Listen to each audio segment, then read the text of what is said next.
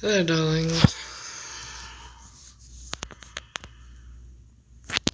How is everybody?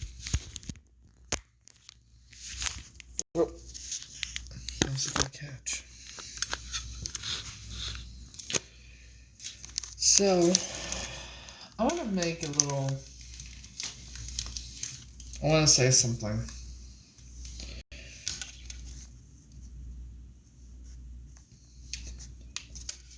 When you know that... I have... Oh, well. When you know that, I don't trust people, and I have problems trusting people, and I don't ask for help because I know better, and you insist that you want to show me what it's like to have a loving mother, and insist on telling me repeatedly that if I need help with anything, if I need, to let you know. And anytime, and even as weird as it felt, I did. And I would always pay it back. But then you would send me money without me saying anything, because you wanted to be a loving mother. You go from doing all that, as much as I appreciated it, you go from doing all that to this shit hit the fan with what's been going on in my life. You decide then to back away and start cutting off communication, cutting off ties with me without even saying a fucking word, thinking I'm not going to figure it out.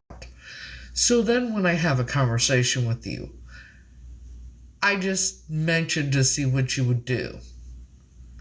I was thinking about while I'm in conversation with you. I say I was thinking about asking you for help about something, but I don't know if it's a good idea.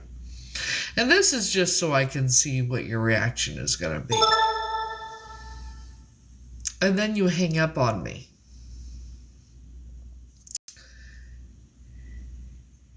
And so I get pissed off. And I tell you, and I text you, I'm done. I'm not going to reach out anymore for anything. Because you waited till I'm going through the shit show I'm going through, because I have to. I ain't got no choice, because, it's my life. To backtrack, so to speak.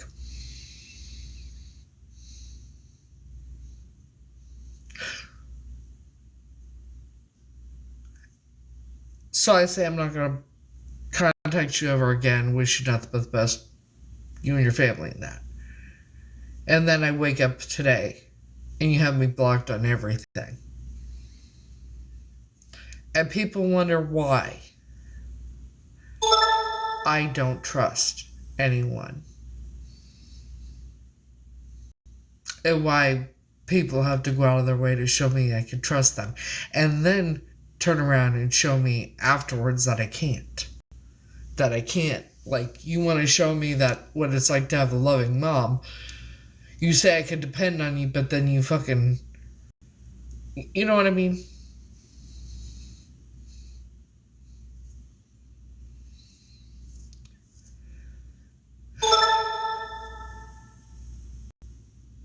So if you... In other words, if...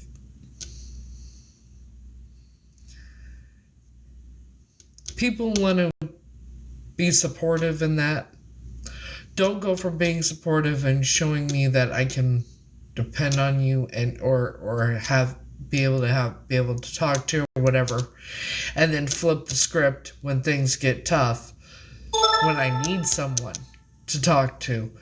You backtrack and you fucking bounce, so to speak, to show me you're no different than everybody else that's been in my life.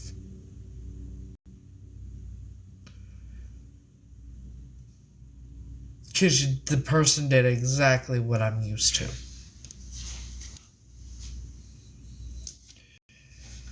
Exactly what I'm used to. I'm used to people leaving and not giving a damn.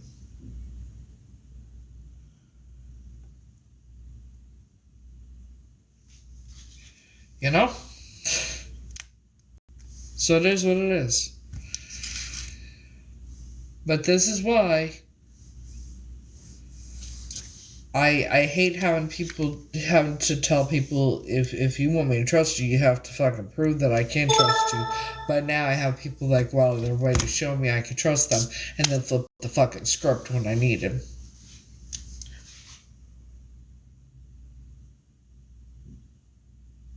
When I'm told that I don't have to be strong on my own, I have people. And when the shit like this happens and you decide to flip the script and show me that I don't. But you said you wanted to show me what a loving mother was like to have. This is what loving mothers do, right? And she wasn't my mom or anything, but she made me feel like she was a mom to me and and got me comfortable with her. And then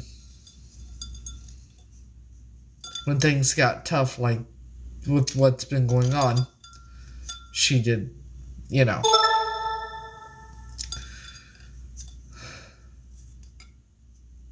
This is why I don't ask for help from anyone, which I never should have done to begin with. Now that I'm thinking about it, because I should have learned my lesson a long time ago.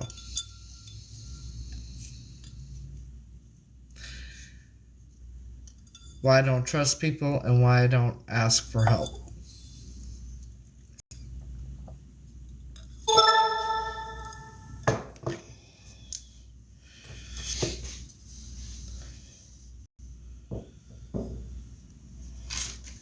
And why I can't depend on anybody but me.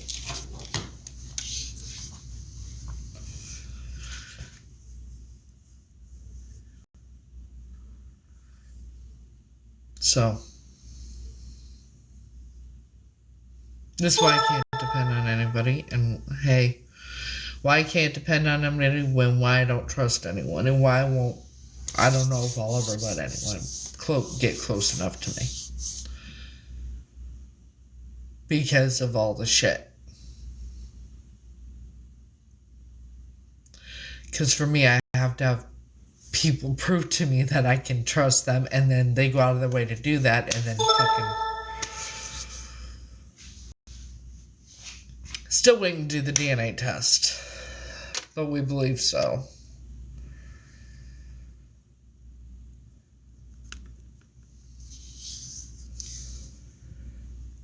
This is why I can only depend on myself.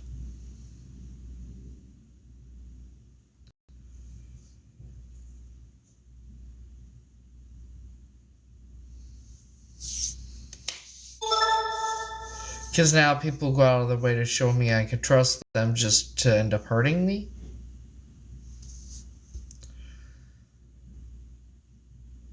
When you show me I can trust you, you go out of your way to show me I can trust you, and that I'd be able to depend on you, and then, like, was it just to hurt me, or, you know?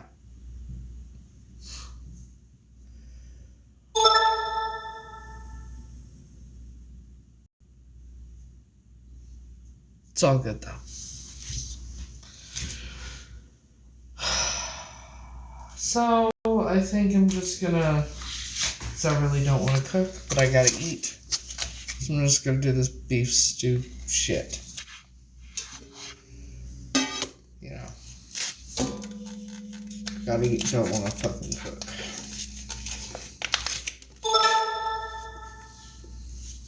I'm alright. A little irritated, but that's okay. That tends to happen when people want to, to go out of your way to show me that I can depend on you, and then when things get hard and I need you to talk to and you know, and after you tell me and show me that I can trust you and make me think I can depend on you, and you want to show me what a loving mom's like to have something I've never had. Well, evidently I still never had.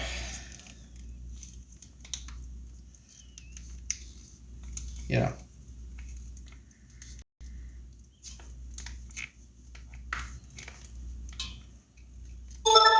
People wonder why I can't trust anyone. That's why.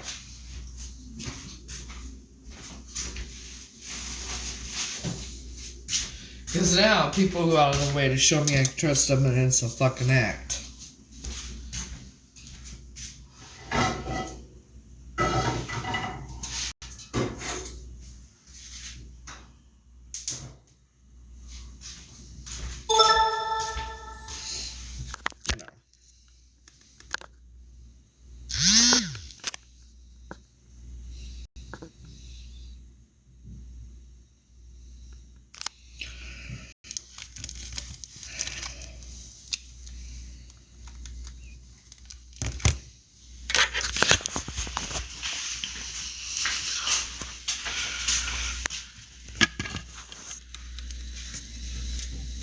And you wait to fucking do it till after you know what I'm going through.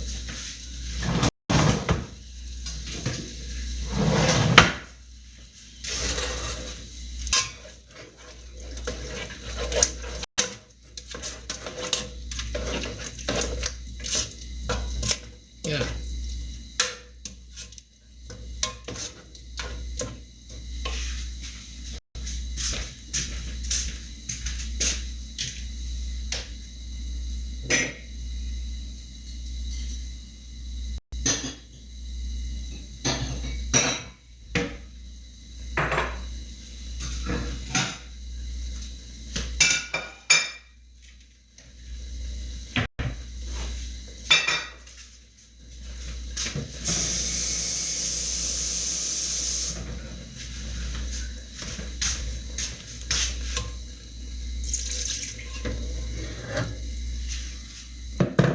So, people ever want to know why I can't trust anybody, or why I don't, why I say I can't trust anybody or depend on anybody but me? This is why.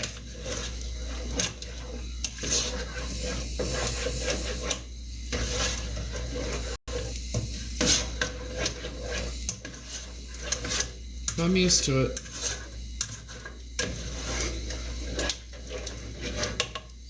I've had people be fake friends for over a year or two, or even longer, just to talk shit about me behind my back. I've had people go out of their way to show me I could trust them, and just to ghost me after so long, after almost a year. You go out of your way to show me you want me to know what it's like to have a loving mother. Tell me I can depend on you, ask you for anything.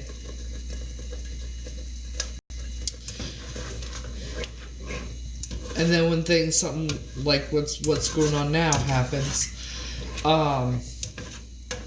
you then decide to show me your true colors. So I test you.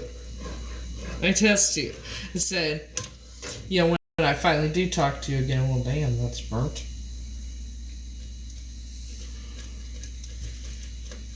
How the fuck?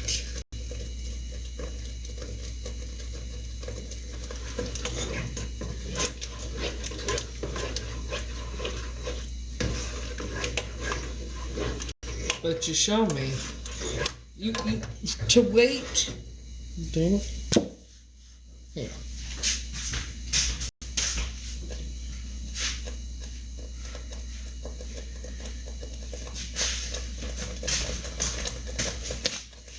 You want to show me what it's like to have a loving mother, and you go out of your way to show me, and then when this shit happens, you then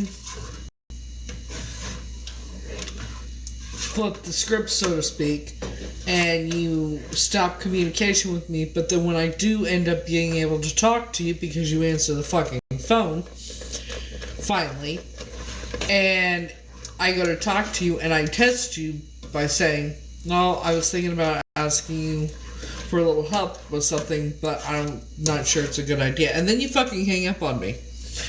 And then block me on everything. Wow.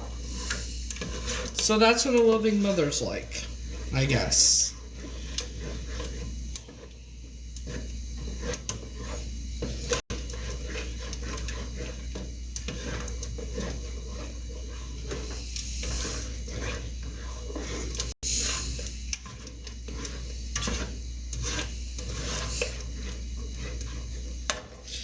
I'll go without. I don't need,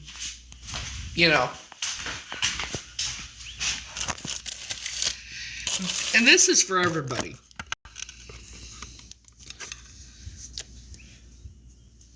This is for everybody.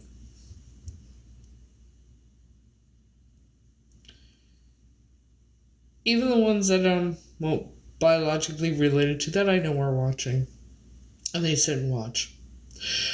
I'm going to say this. Once the DNA test, once it's set over, done with, and if it it shows that I'm Tanya.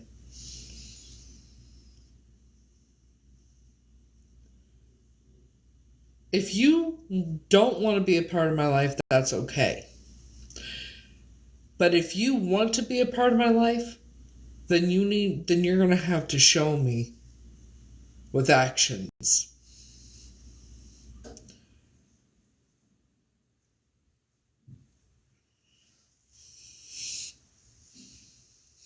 And I can't help that. But the first sign you show me that you're bad, you're gonna, the best way I could put it is abandon me, so to speak, or whatever you want to call it. If you ever get to that point, just tell me you don't want to be a part of my life, or don't even be a part of my life to begin with.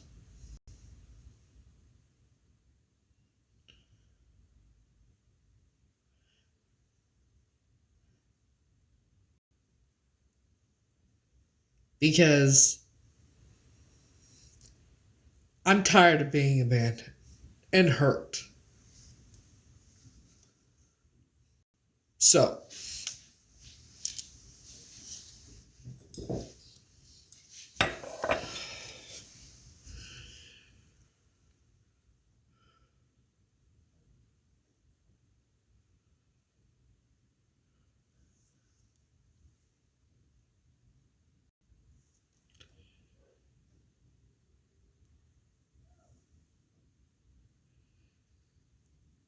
I don't know why I don't ask for help from anybody.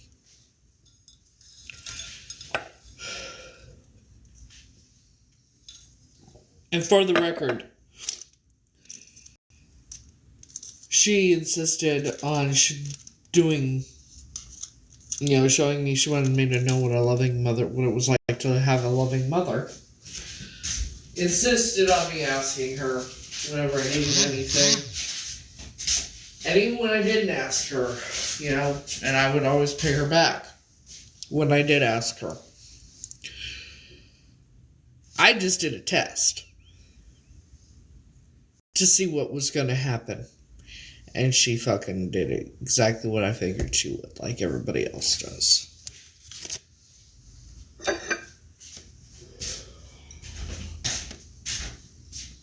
What I'm used to. So.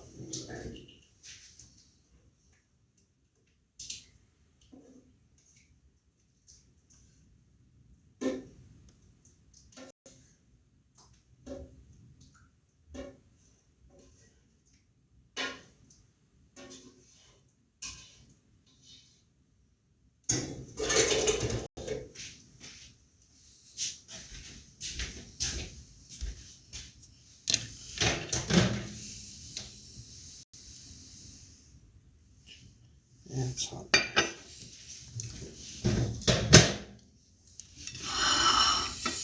So,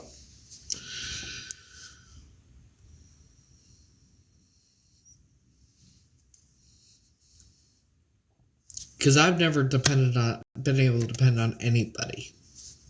And I've always taken care of myself.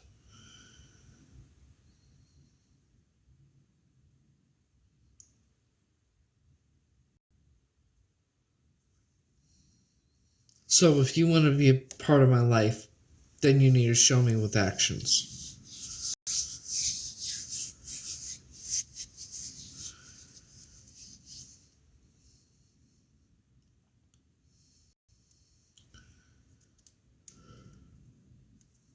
Period.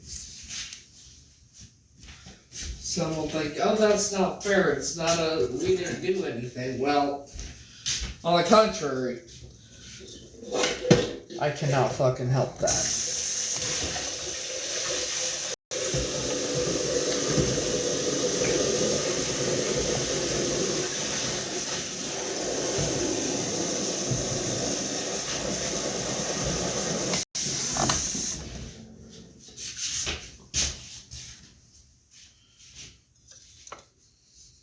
Evening.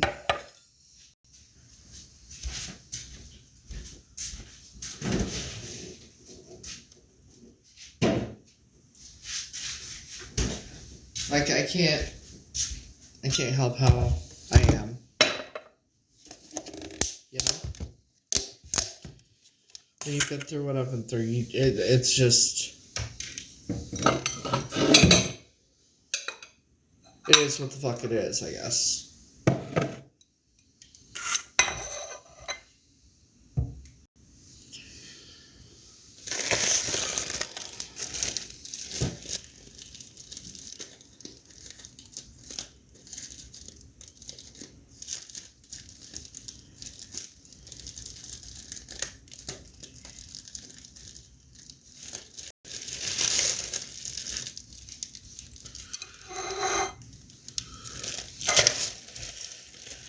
Doing alright.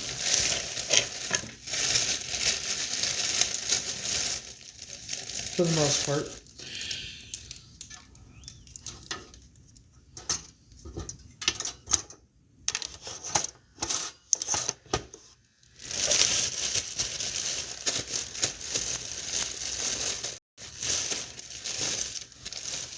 Guess it's a learning. You would have thought I would have learned a long time ago, but then...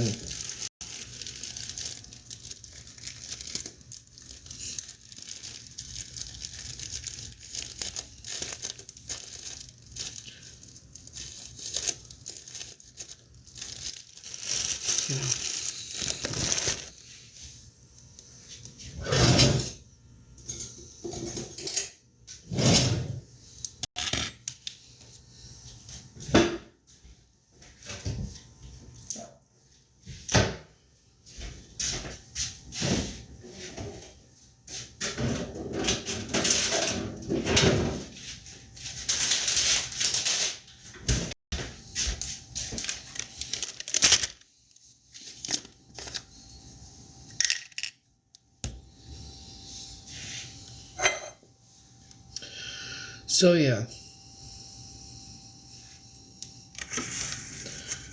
because if you think that, like, and I'm talking to the biological family that's watching, if you think that yeah, I wanted to ask her for,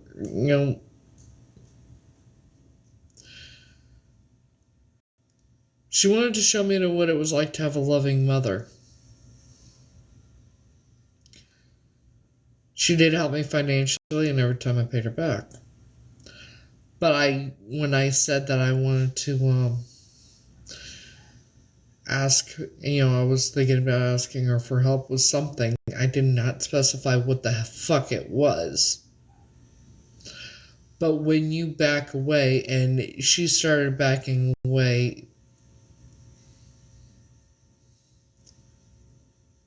it was after I found out that, I might be, it was shortly after the whole thing blew up with the other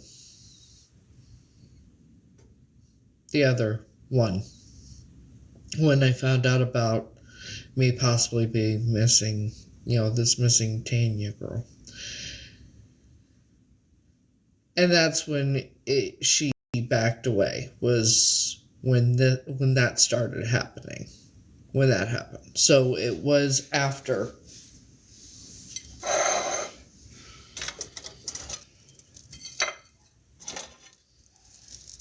when things got hard.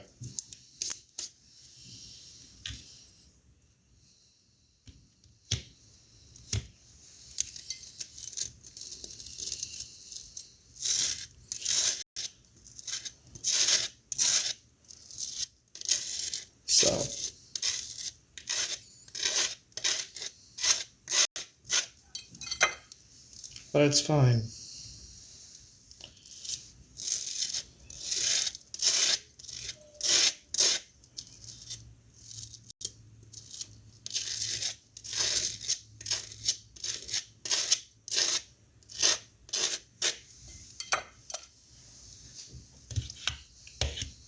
So, like, if you plan on being in my life, but if you think it's going to be too much for you when things get rough, like court or whatever, please don't come into my life.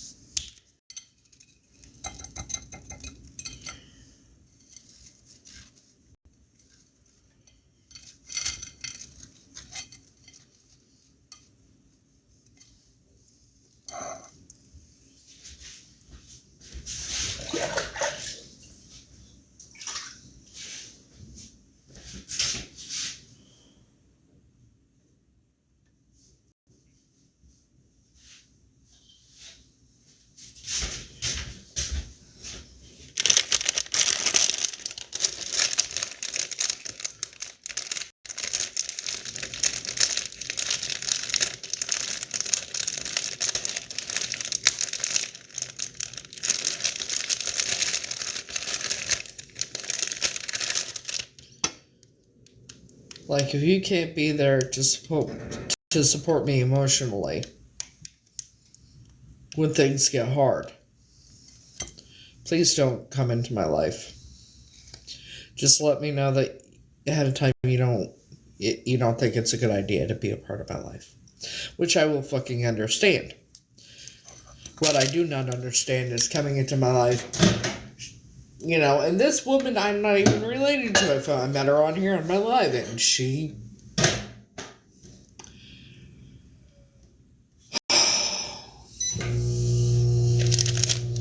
yeah. They're going.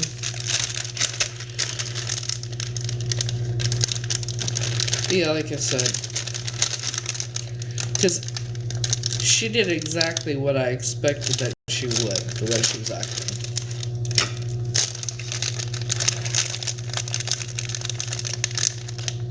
No, because I called back. I called back like 2 or 3 times before I ever sent a message saying I was done. So no.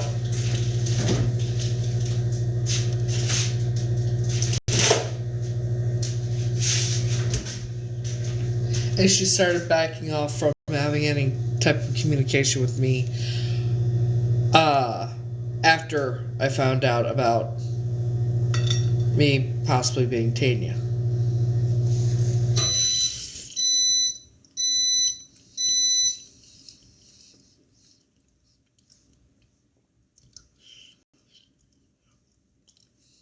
Because we never had that before. She could have said something.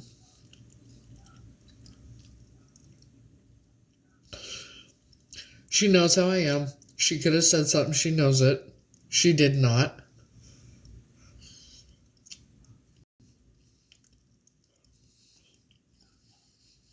But to hang up on me.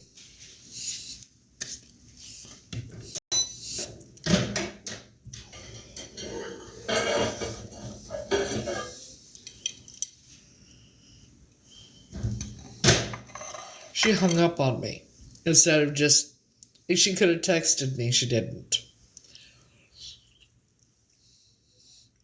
So,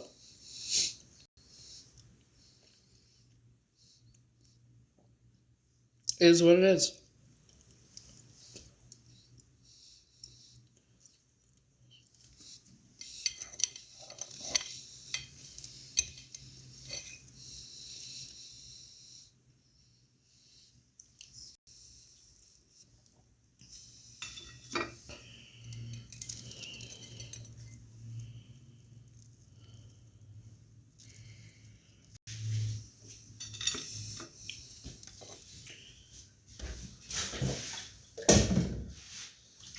And then, let me remind you, she blocked me on everything too, so. No, it's not. It is what it is.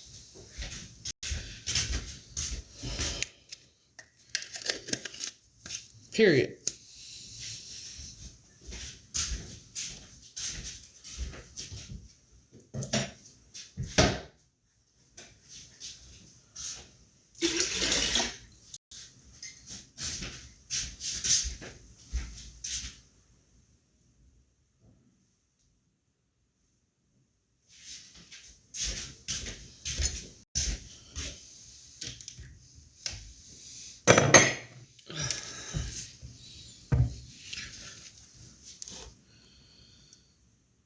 No, not the bio mom.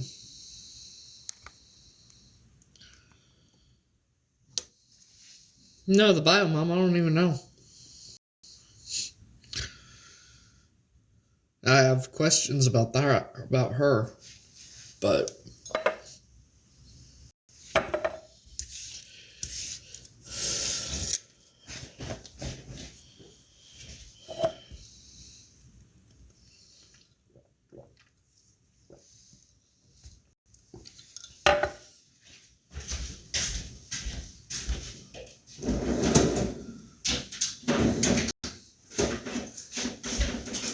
so if anyone that doesn't know what it's like to just depend on yourself and not being able to depend on anybody else, and you have to be strong and always take care of yourself throughout your whole fucking life, dealing with all the bullshit you've had to go through already.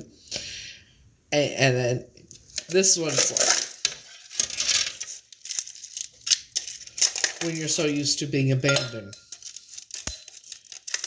when people use you up.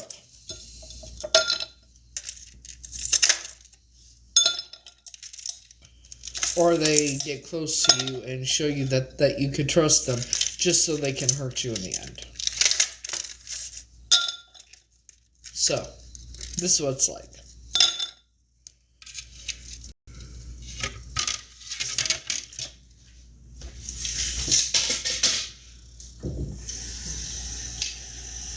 This is why I don't get close to people.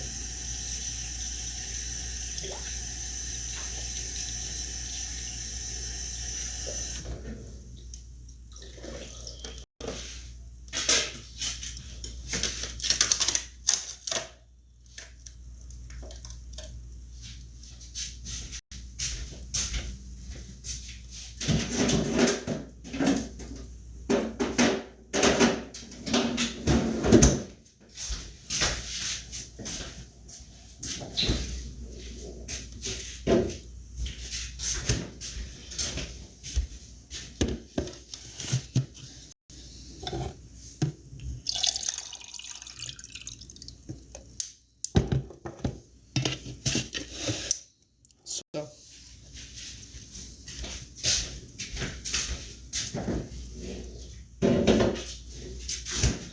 I'm used to it because it's been going on my whole fucking life. Shit. Literally taking care of myself my whole fucking life.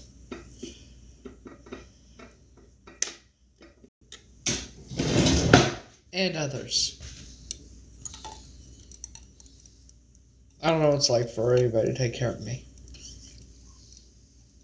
Unless it's to get close to me so they can hurt me.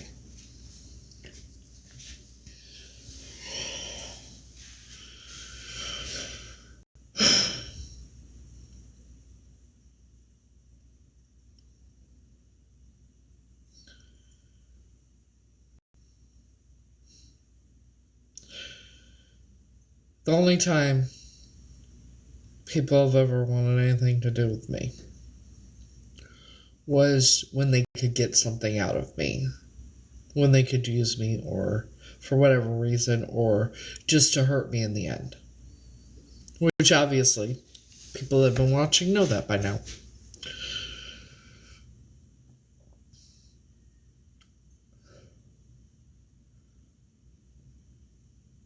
So,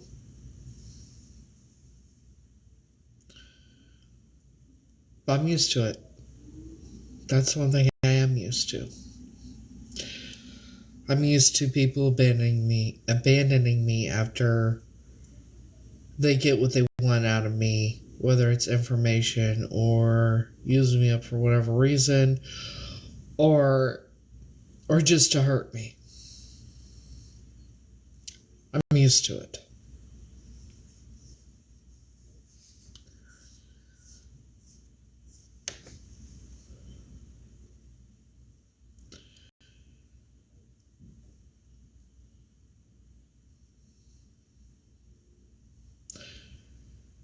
I had my circle very small, and now it's basically non-existent.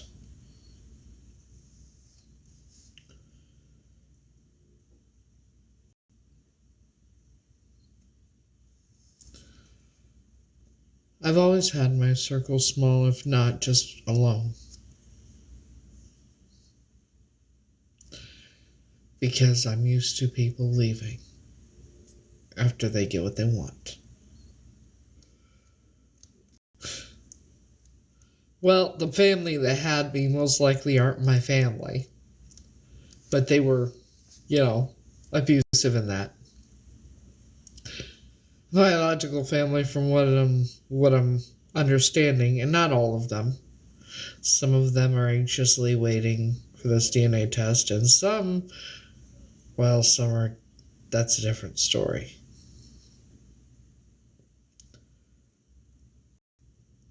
Yeah.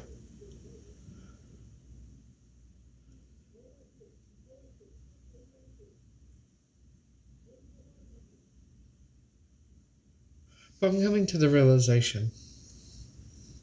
Well, at least I'm strong. My biological family, and I'm not saying all of them, I'm saying a couple of them. The couple that, especially the two that are no longer here. And one that is. I got questions for that one. But the two that aren't here, because they passed on.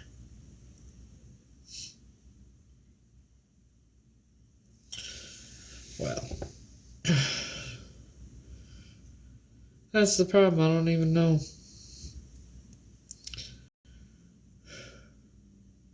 No, I don't have a daughter, Ashley.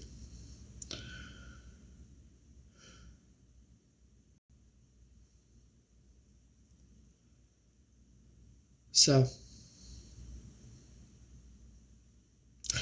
no, I've had enough of therapy. I did that enough in my life. I could be a fucking therapist. Shit. I've been told I could be a therapist.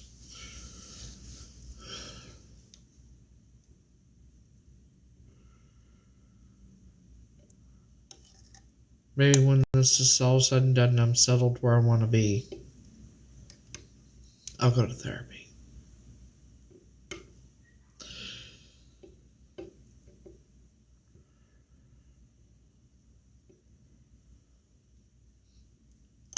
Because I came to the realization that who I thought was my biological family just hated me because I existed.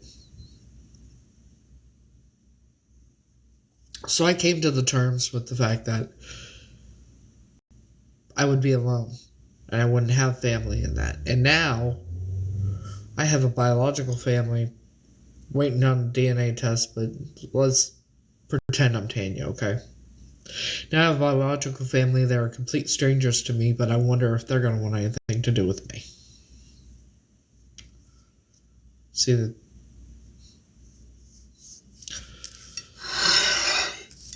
especially after everything.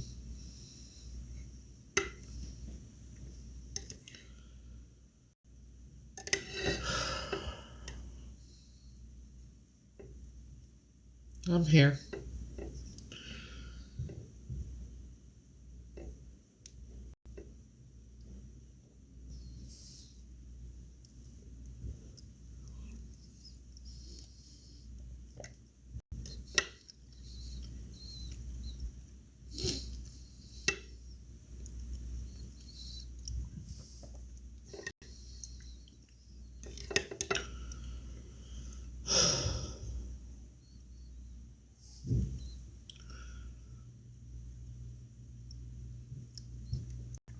No, I did not.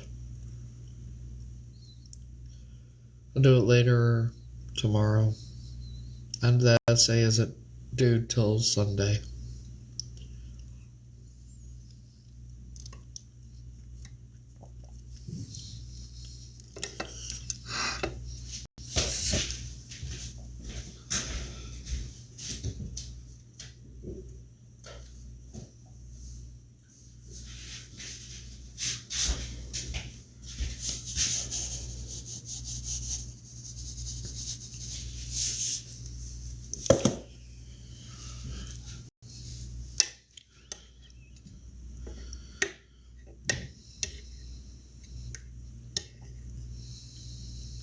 That's what I want to do. I want to enjoy my life. I don't want to be in New York anymore.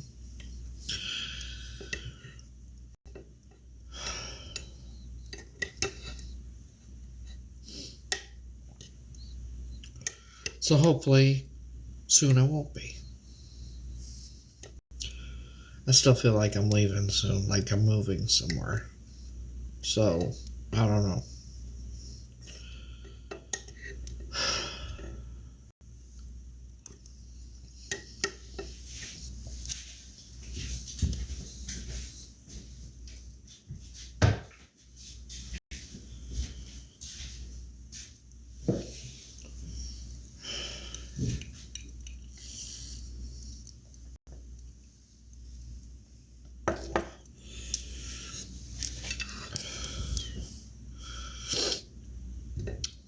Hello.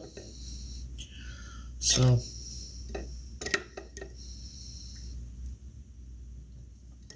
I need a vacation.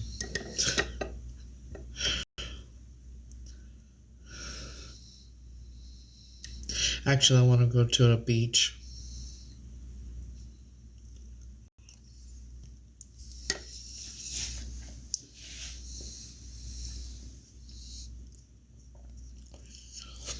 Go to a beach, collect seashells, play in the ocean.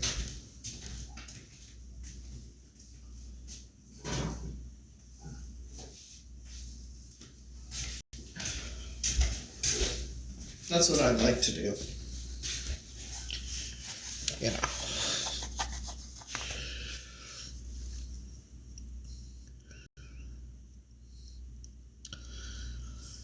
I'm eating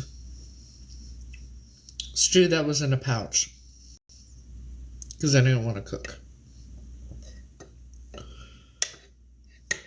And some toast with butter, garlic salt, and provolone cheese on it, melted in the microwave. Yeah. Didn't really feel like cooking tonight.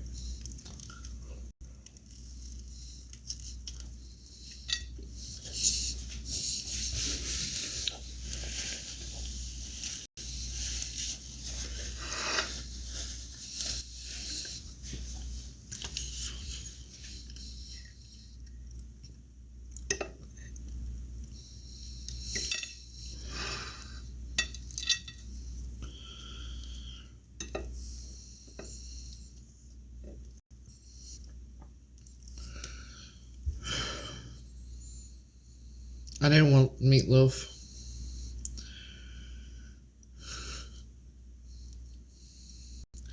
That's true.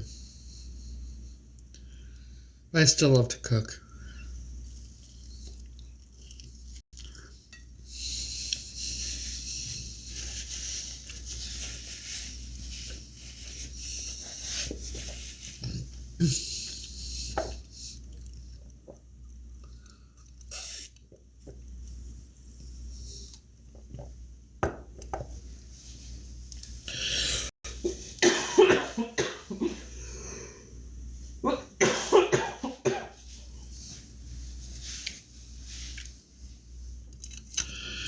It'd be nice if I had someone else to cook for.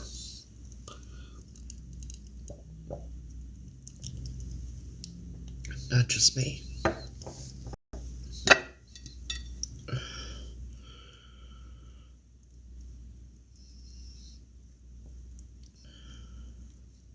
You know. But I don't.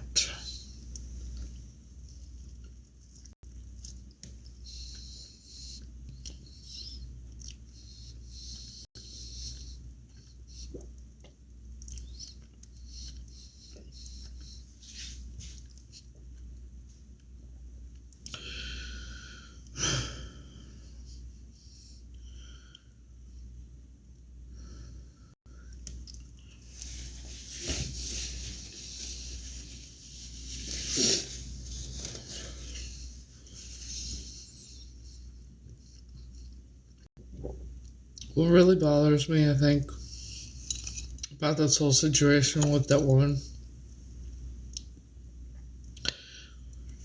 she told me she wanted to adopt me.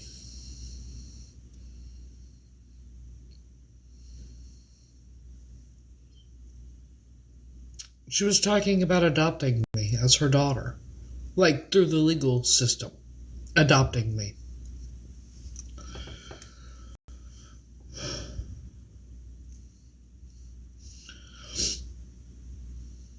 This woman who said that she wanted to show me what it was like to have a loving mother and went out of her way to show me I could trust her.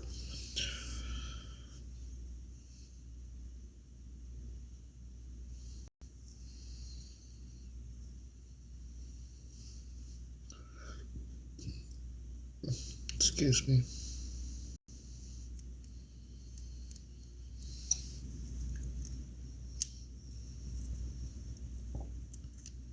And she,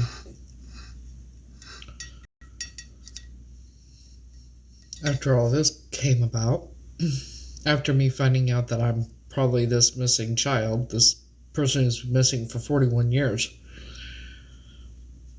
she started backing away and started, quitting having a lot. Didn't really have much communication with her. I've tried. Then when I finally talked to her the other day, actually it was yesterday, I decided to test her to see what her response would be because, and I said, and I wasn't specific, I said I was thinking about asking you for help with something, but I don't know if I should. And she hung up on me. I tried calling back. She didn't answer. I tried a couple times. She didn't answer. So, I basically said I wasn't going to reach out anymore for anything. Whether it be help, someone to talk to, anything. And then I woke up this morning. I said I wish her nothing but the best, her and her family. And then I woke up this morning and she has me blocked on everything. So, okay. So, and this woman told me she wanted to adopt me as her daughter.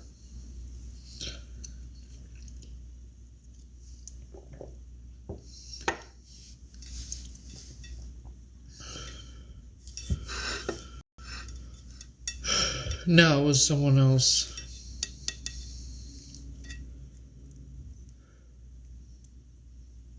Her name's Faye. No, she didn't, because we were talking just fine, and then I said something, and I was thinking about asking her for her help with something, but I didn't know if it was a good idea or not, and she hung up on me, so fuck it.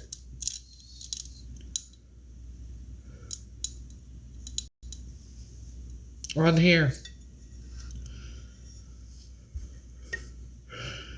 She insisted. It's as hard as it is for me to trust people. She went out of her way to show me I could trust her. Showed me she wanted me to, wanted me to know what it was like to have a loving mother, and because I've never had it. And then you know. So I figure it was just to hurt me, like a lot of people, you know, get close to me, even go out of their way to show me I can trust them, just to end up hurting me and just to hurt me. That's what I'm guessing it was. It is what it is. It doesn't fucking matter anymore. Because now I know for a fact I can't depend on anybody.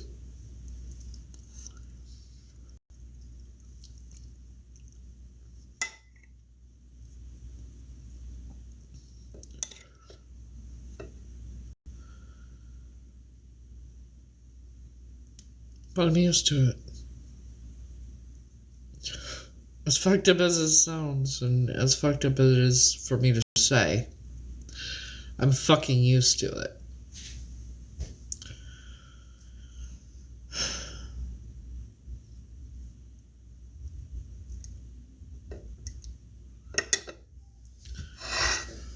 So,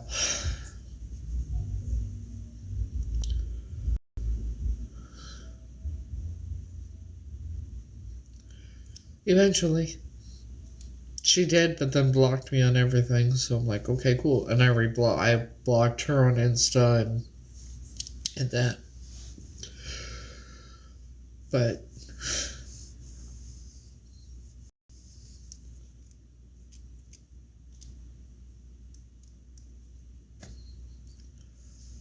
like I like when you go out of your way for months to show me I can trust you. You told me I could call you mom. You told me you wanted to adopt me, and then you fucking, you know.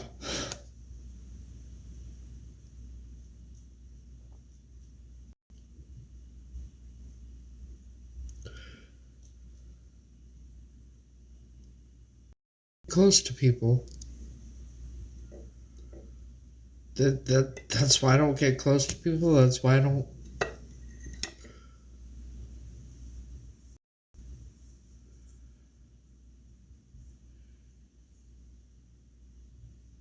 That's just it. I don't even know. It's like once it all started coming out that if she started backing away once it came out, I was most likely, changing Michelle Williams.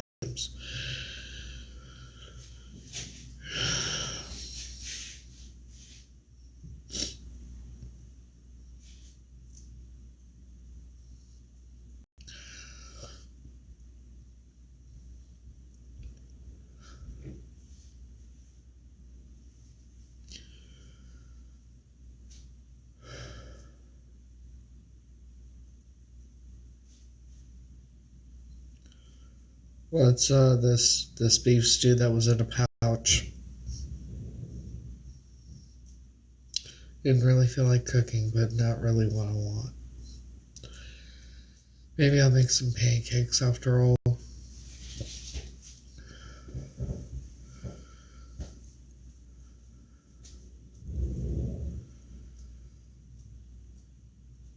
Yeah.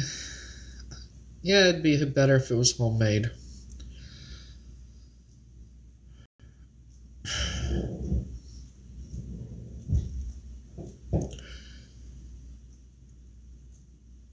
I have the funfetti pancake mix.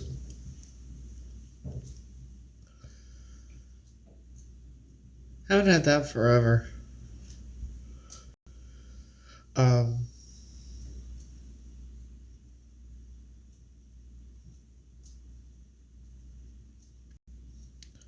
But yeah, I have this habit of testing people when they start backing away. And when they start showing me a different side, I will test them to see if I'm right or wrong.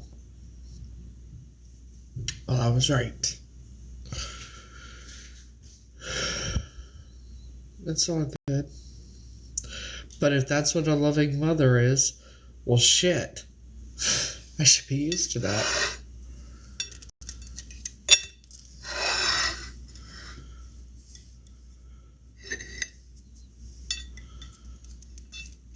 I did gardening before I came on here. And I'd have to get off to go do it.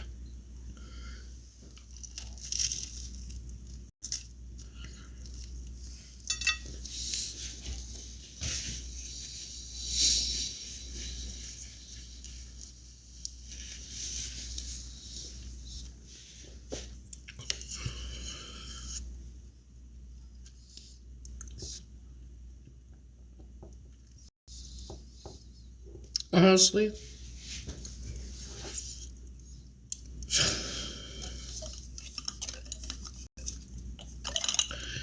I was going to ask her if it would be okay for me to come and see her for a few days once I got my school money so I could get away from here for a little while.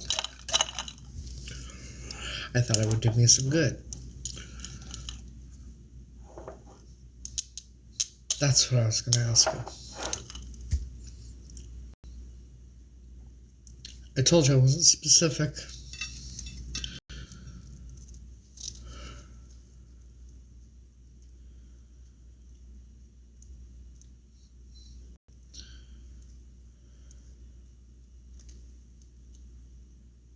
That was what I was going to ask her.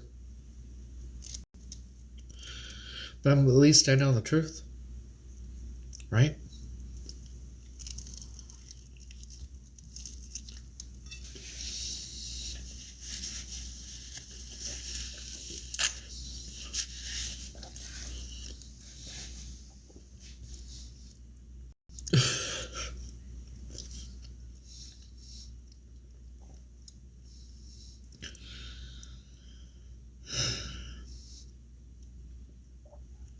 Get my school money, go to Florida.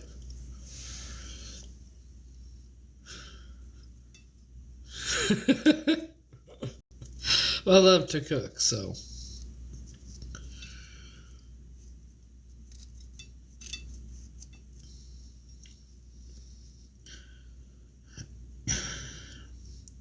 But how are you going to tell somebody you want to adopt them and then when things get hard in their life and they need you? Because you say you tell them and you convince them you want to be a mom to them.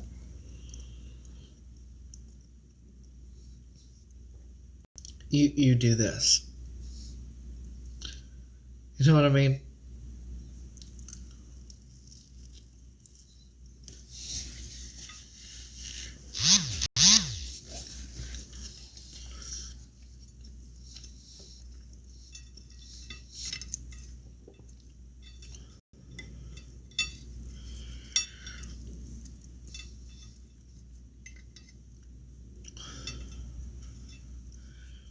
It's about real life.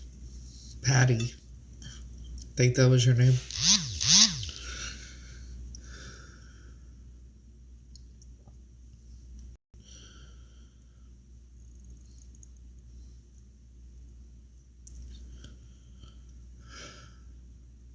It's something different every 5 minutes sometimes. You know.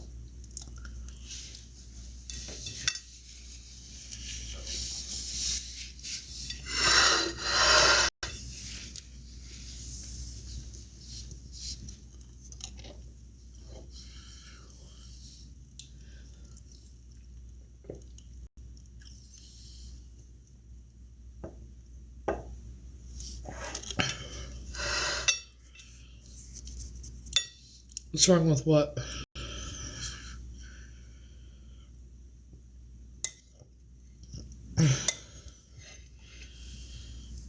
If you're asking what's wrong with me,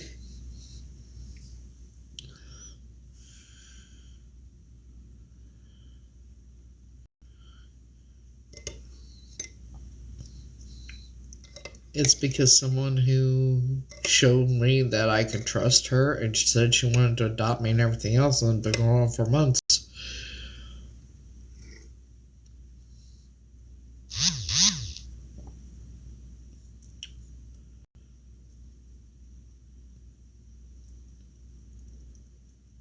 It's kind of like I've been abandoned again.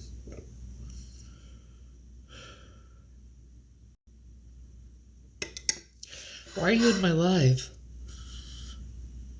Patty D.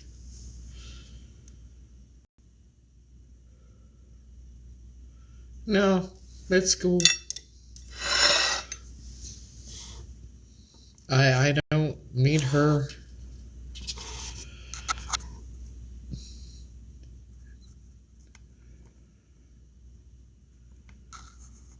Look how easy that was.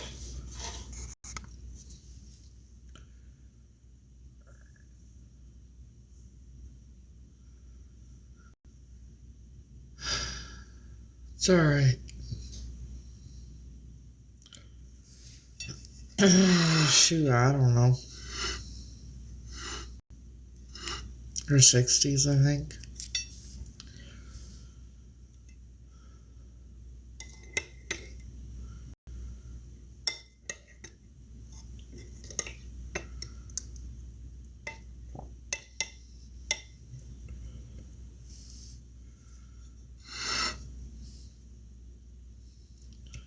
You're sending me more pens? You don't have to do that, hon. But I appreciate it. Thank you. Well, the person I thought was like a mom to me, kind of, I guess, like a better word, abandoned me.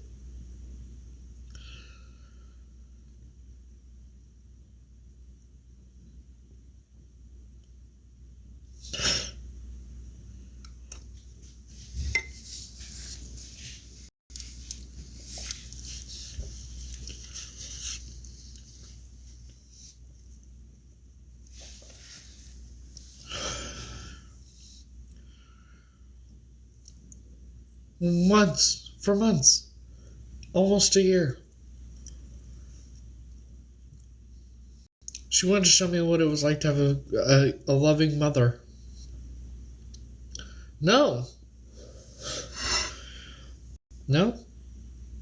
She said that she wanted to adopt me, wanted to be there for me, that she would never abandon me, that kind of thing. And then when it all came out that I might be the girl that's been missing for 41 years, she started, like, stopping contact with me, almost. But would text a little bit here and there and would always be on my live. And then, when I was talking to her yesterday, finally, I decided to test her. I said, I was thinking about asking you for help with something, but I don't know if I should. That's all I said. And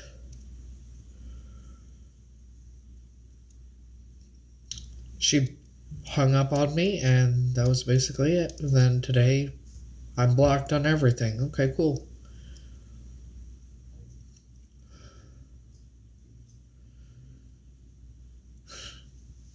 There's only one partner I want, and he knows it.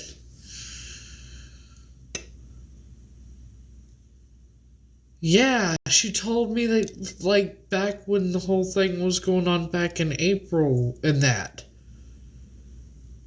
She was telling me she wanted to show me what it was like to have a loving mother, and she wanted to be there for me, and she would never do what everybody else has done, and she did exactly what everybody else has always done. So, this is why I don't trust people, and this is why I only depend on myself.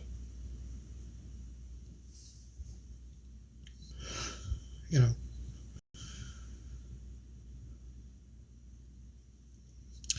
I don't know, it could be just to hurt me.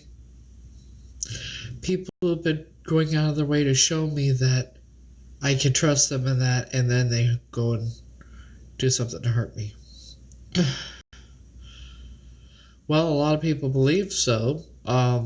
Just waiting for the DNA test. We'll figure it out why it's taking so long, because of parties that are involved in the whole thing. But chances are, yeah, I am, and that would be why it's taking so long. Because for some reason they want to hold it off as long as possible, thinking I'm going to give up.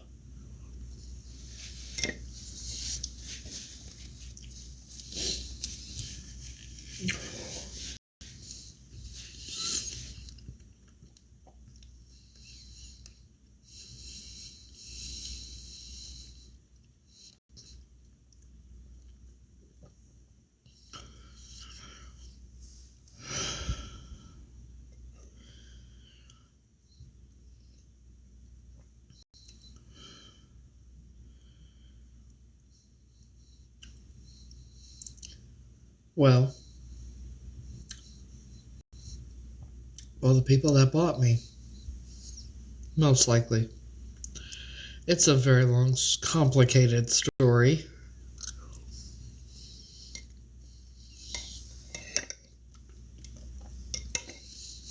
But I ended up with the family of the leader of the Illuminati.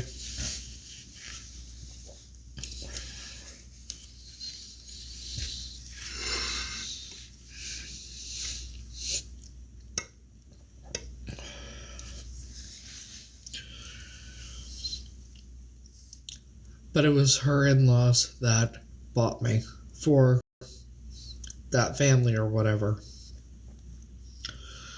By what I'm gathering.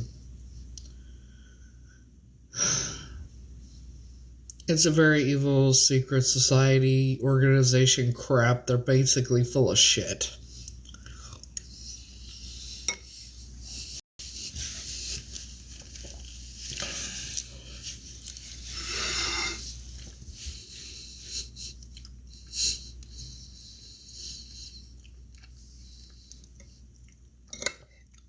They're criminally insane.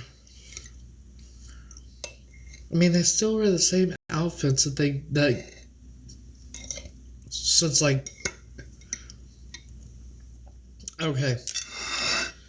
The Illuminati consists of the Masons, the Sisterhood of the Eastern Star, the Knights of the Templar, Scottish Rites.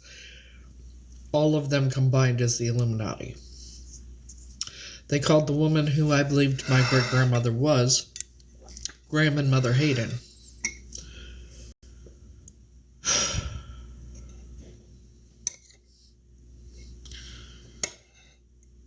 Her name was Alta.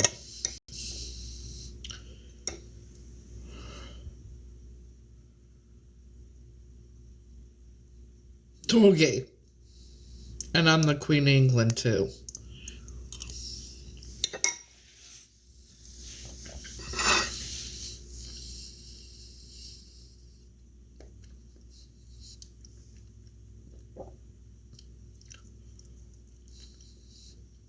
You can believe what you want.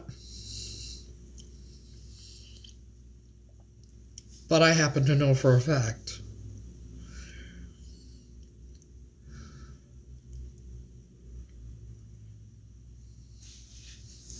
I mean,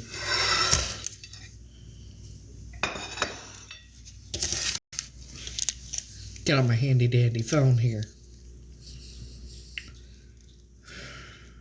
You think the Freemasons are... Oh, well then, how much do you know? Because obviously you don't know much.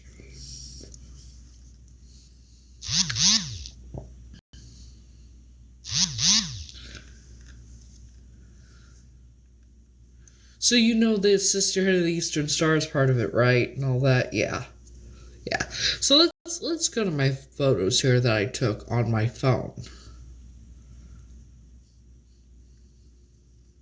Back in January of 2023.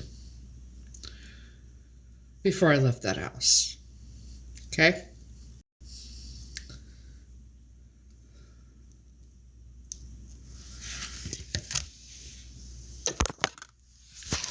Since, you know.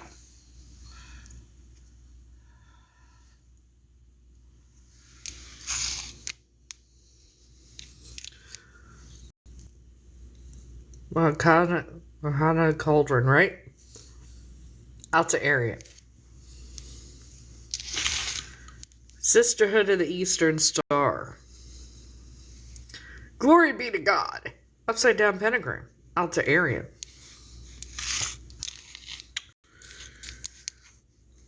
To all free and accepted Masons on the face of this earth. Howard W.M. Arian. Would you look at that? And that right there is who had something to do with the kidnapping.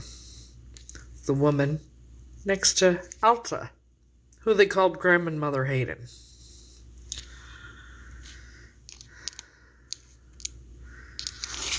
See this letter? I have this letter. Talks about cooperative and uncooperative churches and things like that. But here, I'll show you the letter.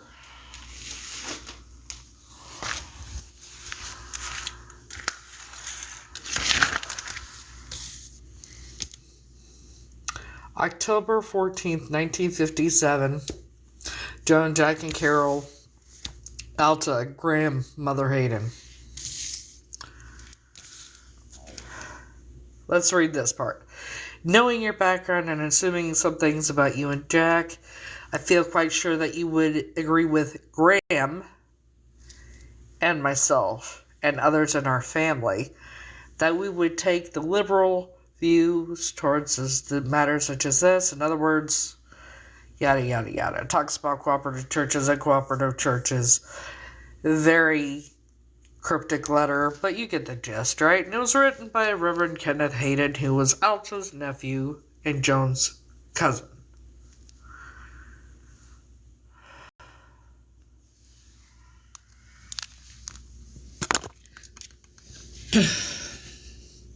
If you're ever invited to a chili dinner, a lasagna dinner, anything like that, just kindly decline. Unless you're like Jeffrey Dahmer. Because of the meat they use. You will not find in a store unless it's still breathing.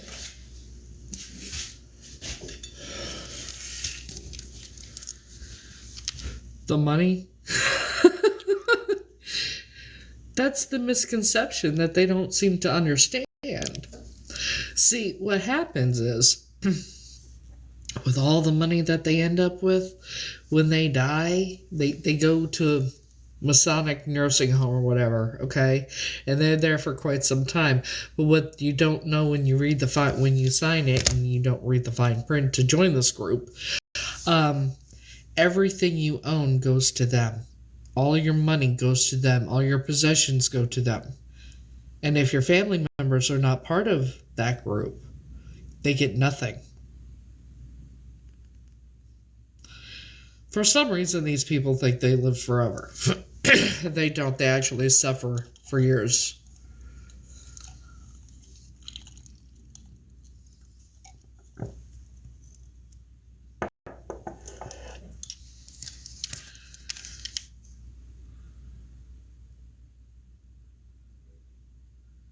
What are you talking about, fraud?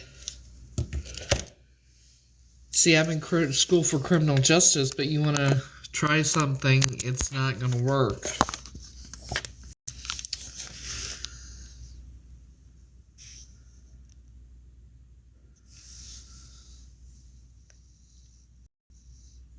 I finally got away in 2023, January 20th. I'm so scared I'm shaking. Do you think that I know that I don't know that they're terrified of me?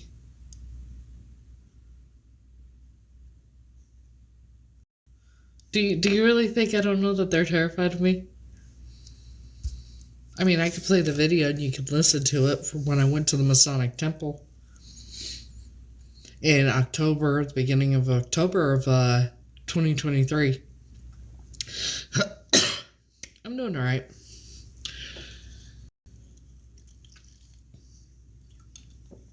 Your scare tactics and shit don't work with me.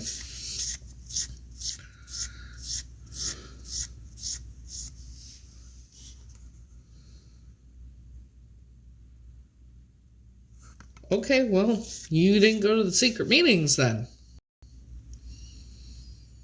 Because I was taken to it.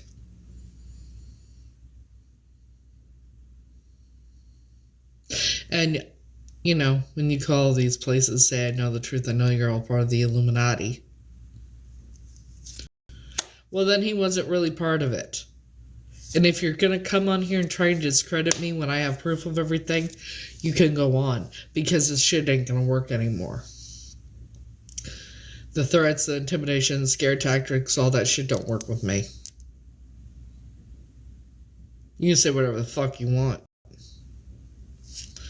But it doesn't work with me. They're all evil. is what it is. Well, at least they think they are. They pay people to take others out.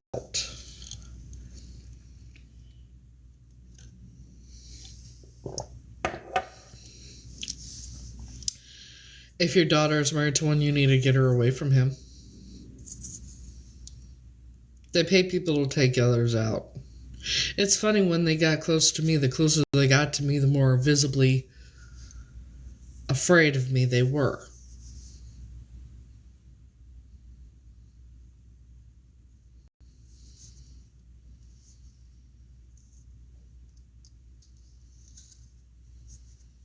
Well, I would if they hadn't had something to do with the kidnapping.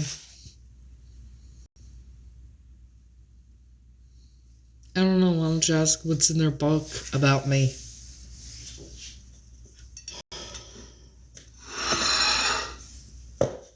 I know I was bought and used as a party favor, so...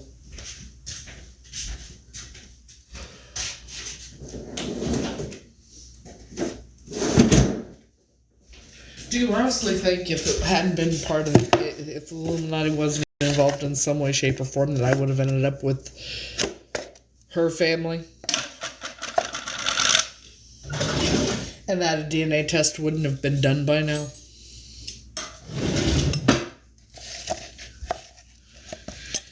I don't know. See, they could have taken me out, but they ran and hid inside like two bitches. And they were both bigger than me. And then they called the cops. And then it got weird. Because the cops show up and I'm like... I knew when they showed up that they were scared of me.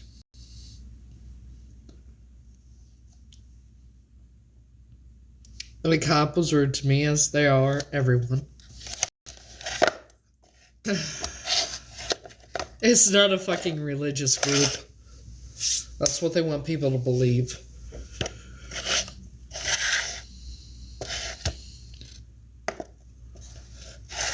That's what they want people to believe.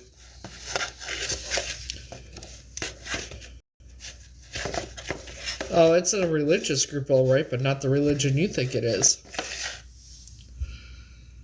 There you go.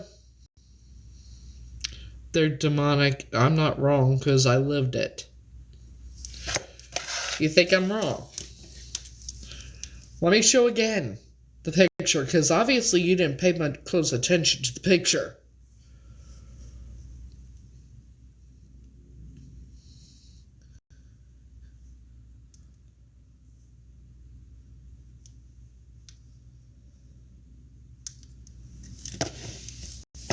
Okay? This is Alta Aryan. These are members. Okay? If you look at that, what is that on the back of the wall?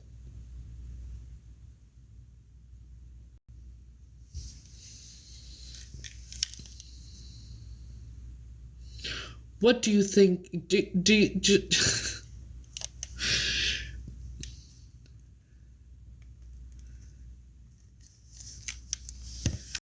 Yeah.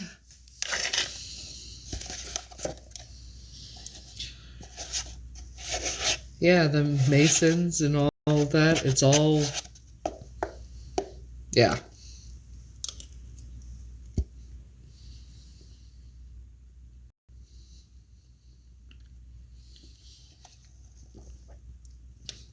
You think the Masons are part of the Eastern Star in that?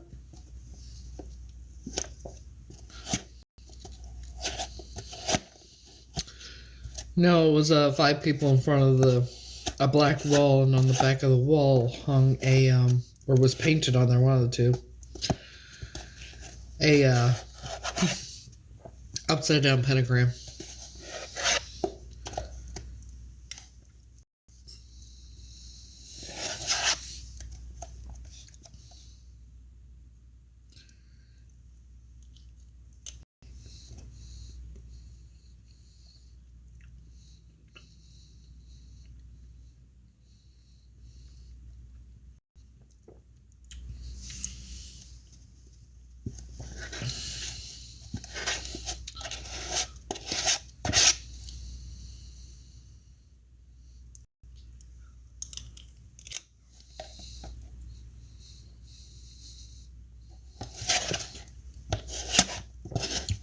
There's pastors, preachers, and reverends in that family.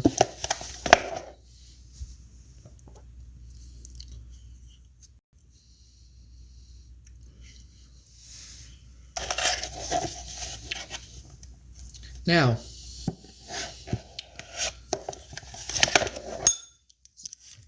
let me just play the video and you guys listen. Well, when,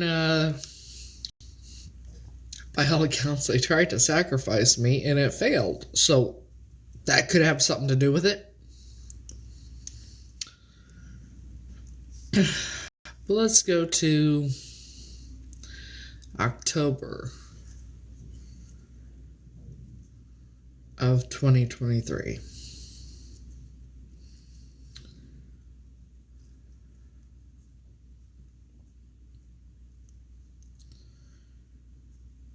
I swore it was October that I went there. Ah, here we are.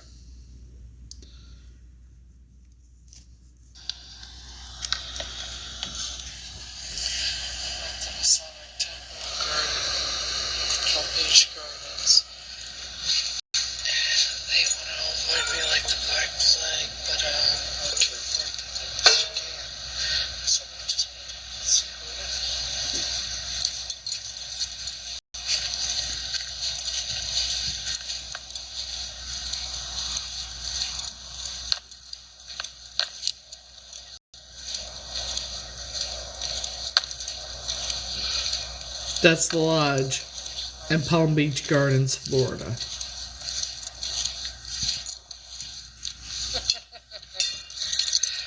Okay.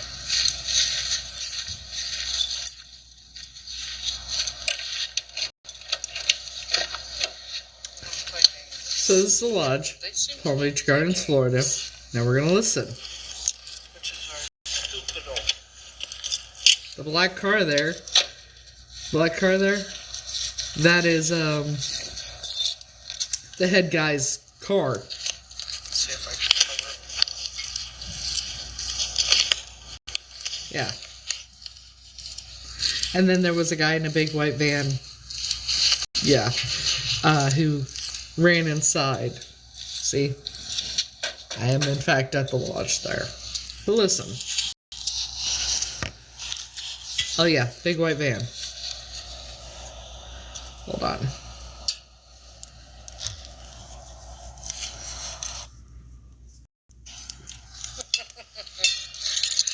Okay, if you will. I will rewound it a bit.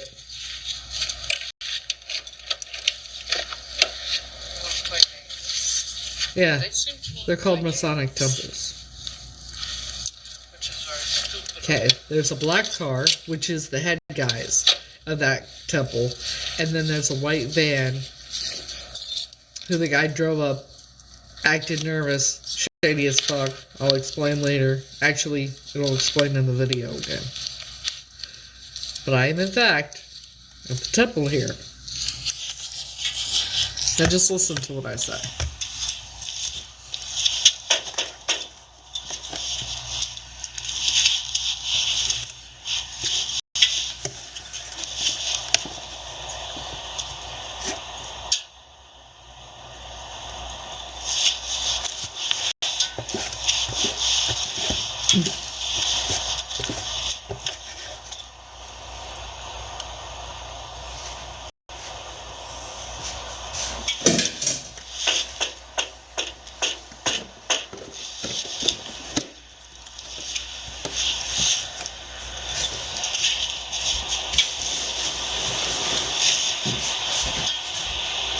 For some reason, y'all are avoiding me like the Black Plague. I'm not sure why, but I'm guessing it has something to do with my great-grandfather.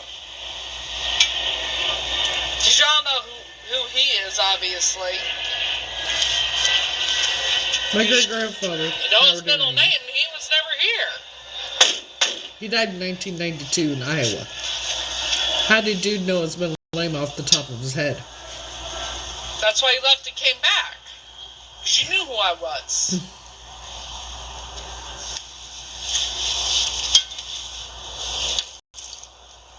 That's okay. You don't want to talk to me, I'm sure when everybody finds this out,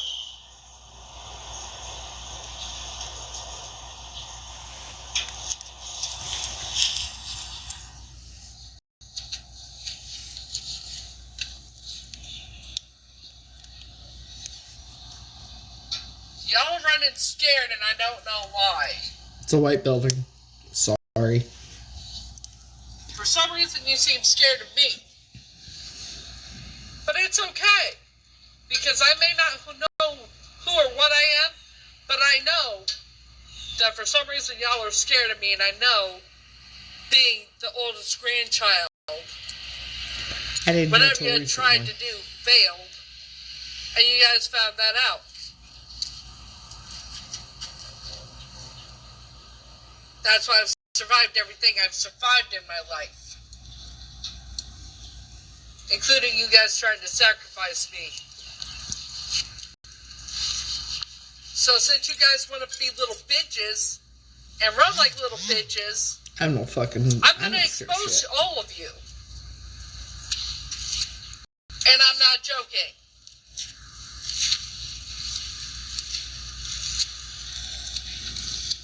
Because y'all seem real scared of me. Little old me. That's Betty Davis. You'll see her in a minute. She's got Betty Davis eyes. That was my car. It's okay. Y'all sold your souls. Y'all sold your souls for monetary fucking gain. How's it feel? The truth about the Illuminati, the Masons, all of it. Now, all I came to do was ask what the answer was to get help. But you guys want to be running around like little bitches, scared of me for some reason, couldn't give me a yes or no. So now we're going to do it my way.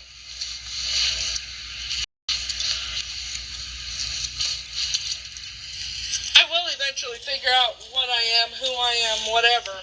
Oh, I mean, I've been lying these guys that are part of the Masons. So I'm sure I'll both find of them out bigger than me. I think I'm on the verge of that as it is, since you guys are scared of a woman. Maybe I'm not just any woman. Maybe I'm more powerful than you. The ones that sell their souls for monetary gain that are going to burn in hell like my grandparents did. And I'm guessing I'm probably a witch too, because of my great-grandmother.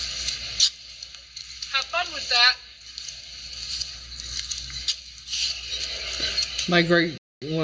Heather's great-grandmother, I'm sure probably you'll not be on mine. I didn't know TikTok that's and what we Instagram and that tonight anyway.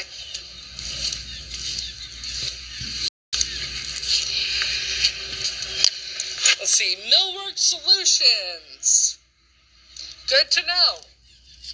This isn't delusions.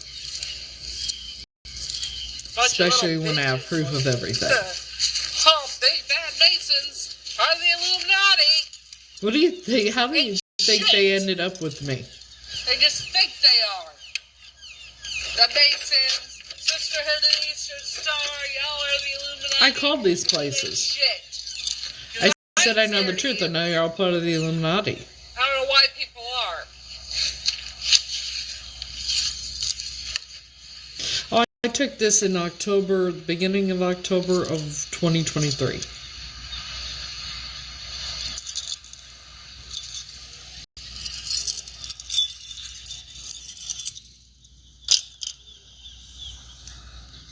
Your little club.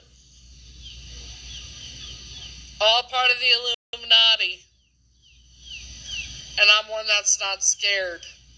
But y'all seem fucking scared of me. Not sure why. But like I said, I'm pretty sure I'll figure it out. Because I'm guessing my great-grandfather was very, very high up. And I have proof of what I say.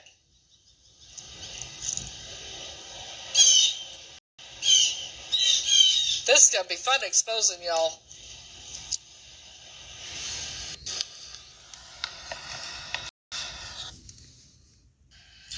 So, here at the Freemason Lodge, the Garden City Lodge in West Palm. Now before I continue, I'm going to tell you what happened. I went there to see if they were about getting help. Because I'm supposedly a descendant, right? They helped the descendants, supposedly. The head guy was all for helping me after I showed him my evidence, because I proved who I was. He's like, by the way, do you know what your grandfather's middle name was? I said, no, he died in 1992. He's like, it was Williams, and he walked away.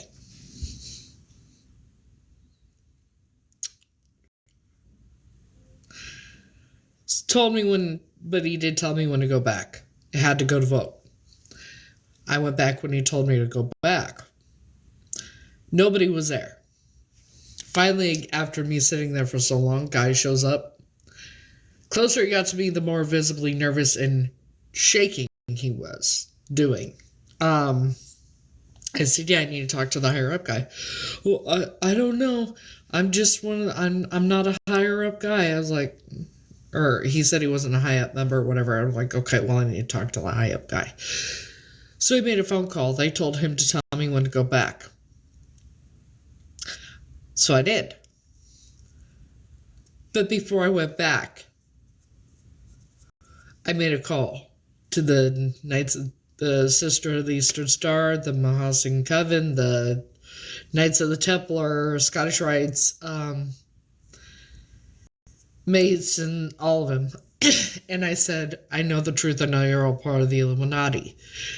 And with the Sister of the Eastern Star, I said, if my great-grandparents knew what they were getting themselves into, they'd be turning over in their graves. I already knew that they knew. And she said, oh, sweetie, I can guarantee you that they knew exactly what they were getting themselves into. They sacrificed their firstborn, by the way, just so we're clear. So, the only thing I got from the Masons was, you don't want to threaten the Masons. You don't want to threaten the Masons. I said, watch me, bitch. So, then when I went back, the head guy who had the black car was inside. Even bigger than me. I sat there, I knocked on all the doors, nobody's coming. So finally I'm sitting there waiting. Guy comes with the big white van. He comes up and, let me just say, they all wear the same clothes that my great-grandfather wore. Dress shirts, dress pants, all of it. The Shriners, most likely. I know that Howard had one of those hats.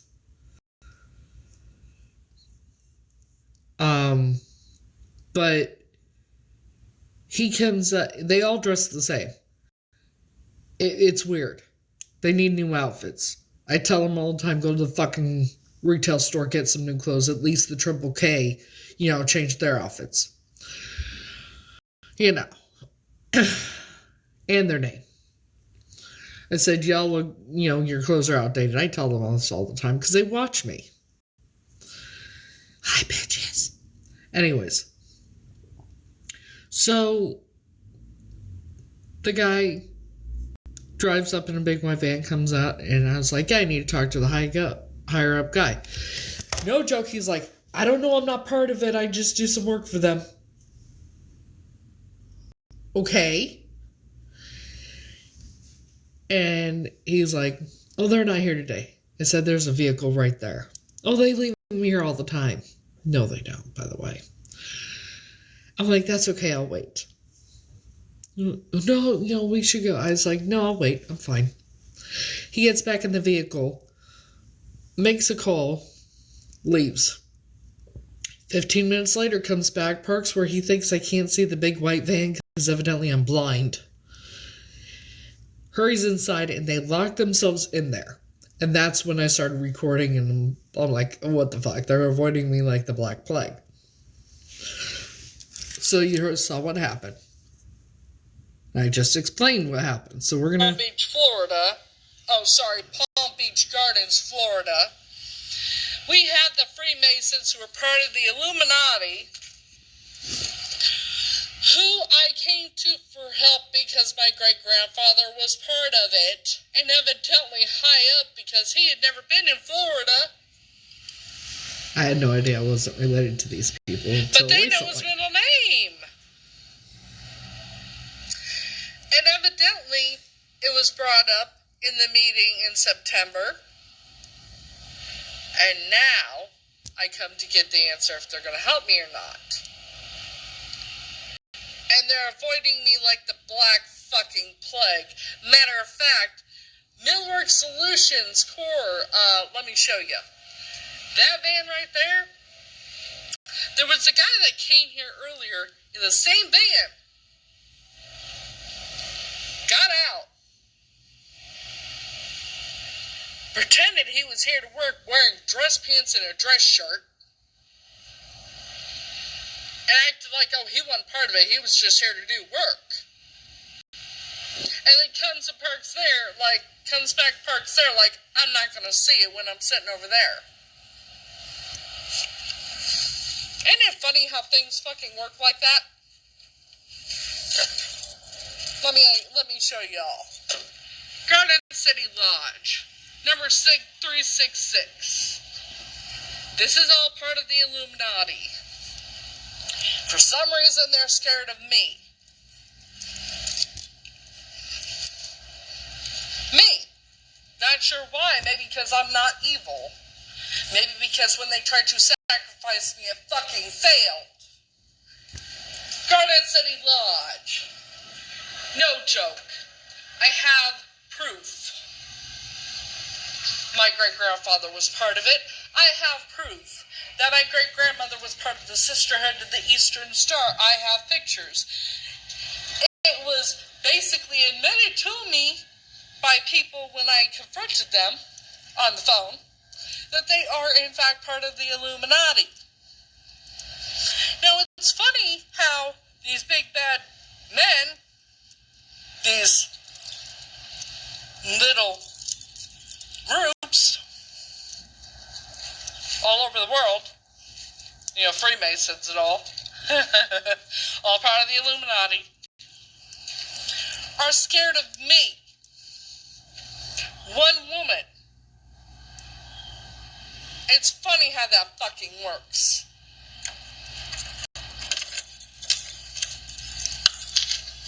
I just came to get the answer if they were going to help me or not.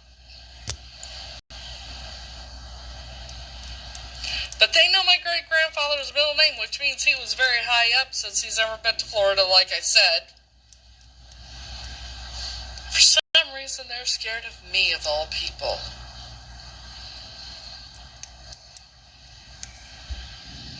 Take another look, guys. Garden Lodge, number 366. F.E. And then there's the little symbol, A.M. Wonder why they're scared of me, of all people. Of everything. They sell their souls for monetary gain. We all have heard about the Illuminati. It's been, basically, I told them that I know they're part of the Illuminati, and I told the Sisterhood of the Eastern Star when I spoke to them on the phone, and the Scottish Rites in Iowa when I spoke to them on the phone. They did not deny it. They said, oh, you don't want to threaten the lodge. That proves it. So why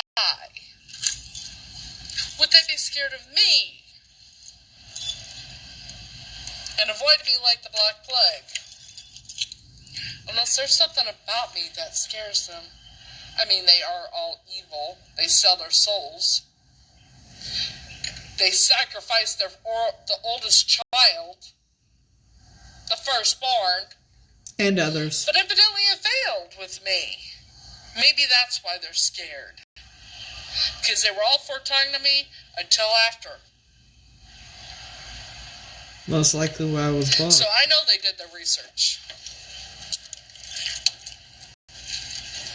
They're scared of someone who, again,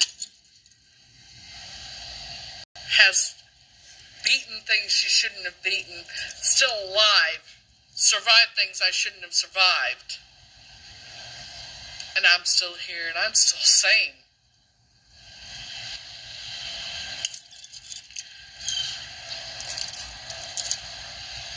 It's so funny to me that these grown-ass men who sold their souls for monetary gain, that my great-grandfather was part of, my great-grandparents were part of, are scared of me. So at this point, I'm pretty sure what I thought was a vision was most likely a memory. And it was when they tried to sacrifice me back in Iowa when I was about 2.5, 3 years old. Yeah. I remember going to the Masonic Temple then. See? And I remember the adults. And the next thing I knew, we were outside. And I was drugged since I was a kid. My whole life lied to. I've been lied to about everything my entire life. Maybe that's why they got out of it. My grandparents and that. And they didn't. I just thought they did. Because the sacrifice failed. And maybe that's why they're so fucking scared of me.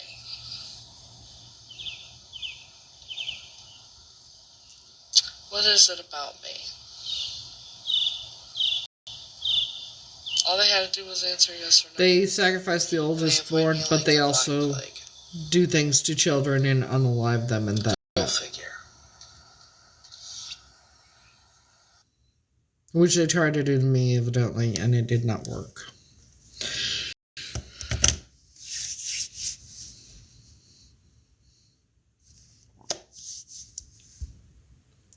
They bought me. That's why I was bought. That's why I was kidnapped.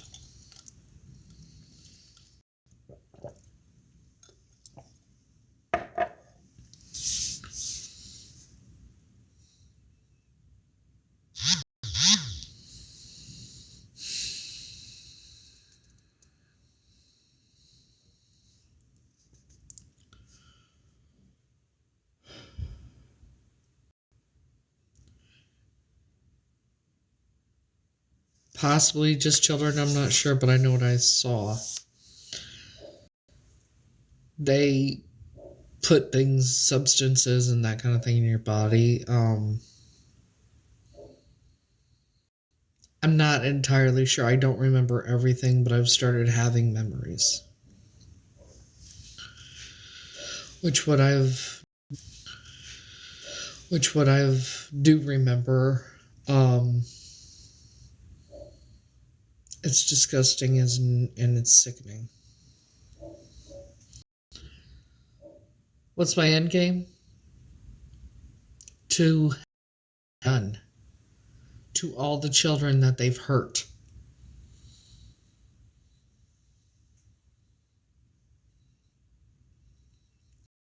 Is they're all full of shit. Let me tell you what happened after that. Because as soon as I stopped recording, here come the police. Cops were rude, as usual. What are you doing here? Blah, blah, blah.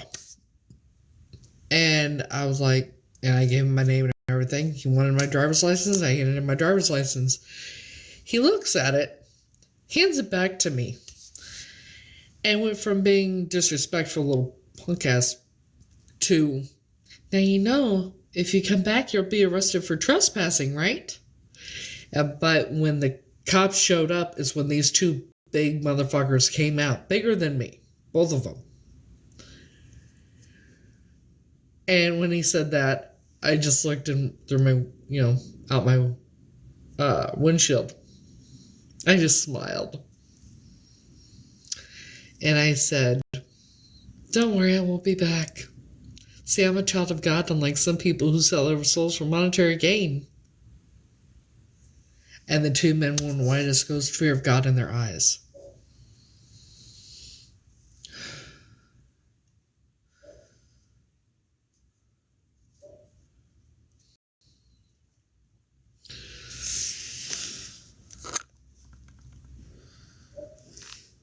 So, Dixie, what song do you want me to sing? I have less than an hour. So, what song do you want to hear me sing?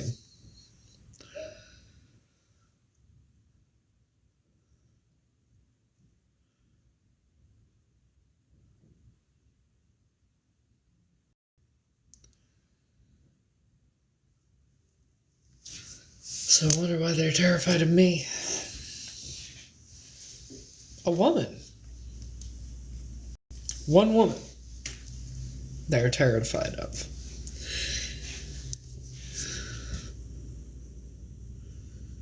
It's funny. In case you know, if they could take me out, they would have a while back. Not, you know.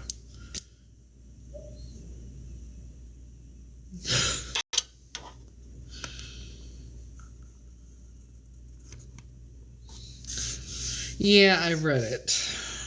Took me a minute, but interesting name to use.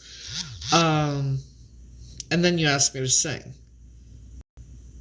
That's like weird.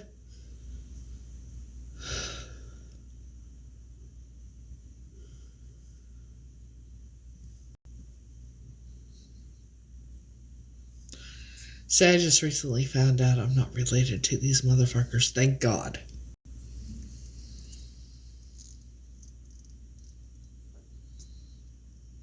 Thank God I'm not related to them.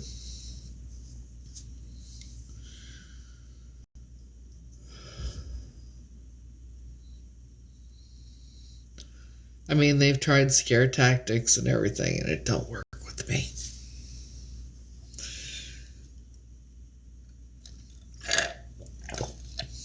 If anyone's wondering why the DNA test is taking so long just to get done, now you know.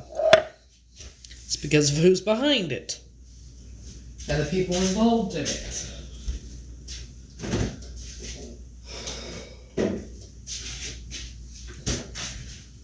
Nothing like walking into the office of the FBI in Manhattan and turning and going and looking up on the wall and seeing the big pyramid with the all-seeing eye in it. For those of you who do not know this, what do you think controls our government?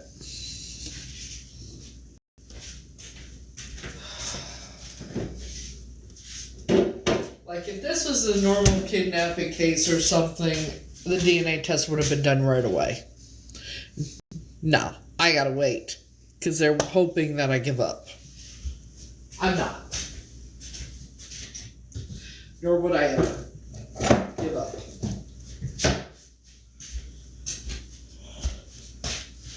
One way or the other, it's going to be done. A lot of celebrities are involved with them. That's like...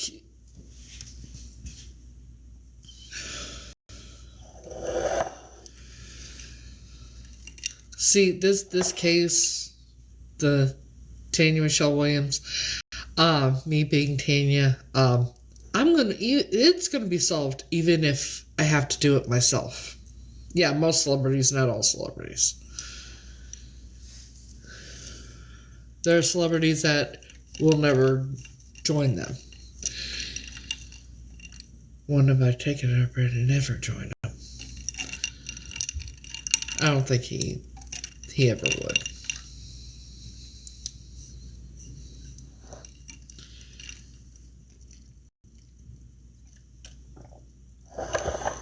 What they don't realize is they're doing it for celebrity fame, fortune, all that. The Illuminati controls everything when it comes to the government, media, all that, right? So, of course, they're going to push him out when you want to agree to their terms and conditions.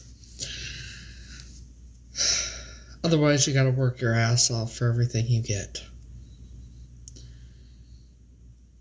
And if you want your career that bad, and you want to go about it the right way, then you work your ass off and do what you gotta do.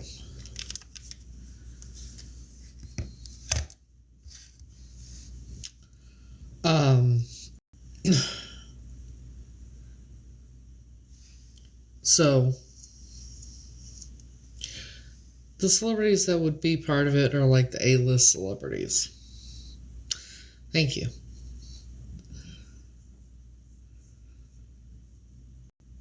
Fuck. Let me tell you the truth about the Illuminati.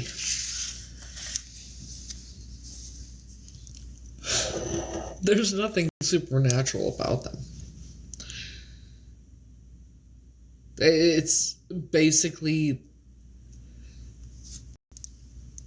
they think they're selling their souls. They probably do lot of substances. And a lot of them are just mentally really, really criminally insane. They get when you get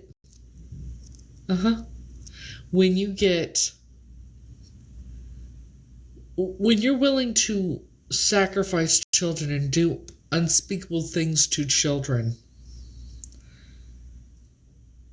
there's clearly something mentally wrong with you. When you are willing to kidnap children and do things like they do, clearly there is something seriously wrong with you. They don't live forever like they think. And all the money, the Illuminati's been around for centuries. So money has accumulated in all that time. Okay? The money that they're getting is just money that they earn from working, only their hard work pays off, and they get it it comes easier for them. Because they, sign on the dotted line or whatever.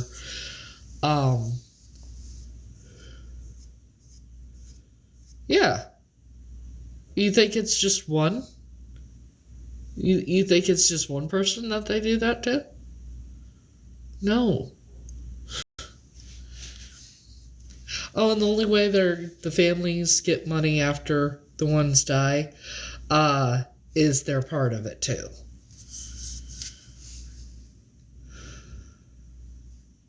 It's very, very old money, and then they pay money into it also. Whatever they giveth, they can taketh away as well.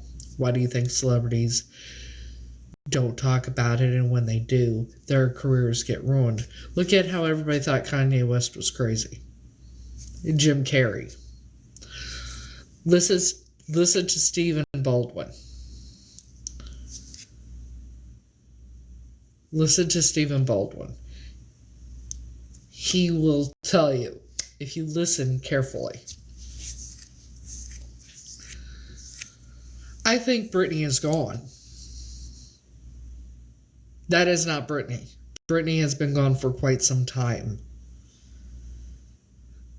To think about Mexico, when she was married. She's been gone for a while. That is not Britney.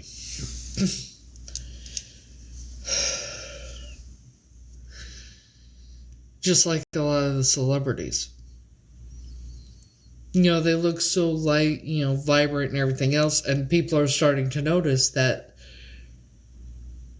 their life is no longer there in their eyes, right? That's because it's not them. They're gone.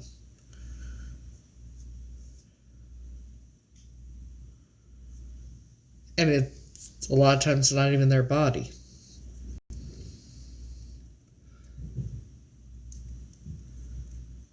I don't believe that.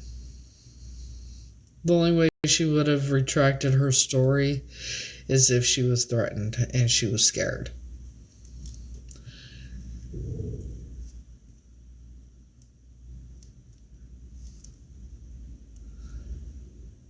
Beyonce's been gone for a while.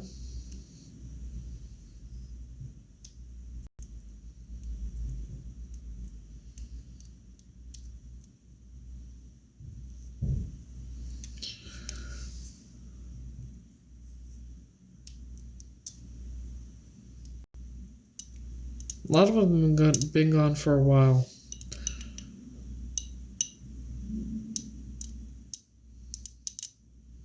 You could tell.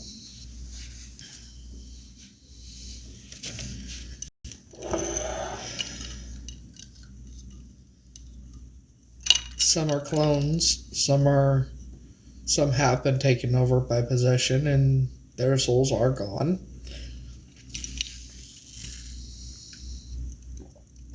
Yeah. It's because it's not Britney.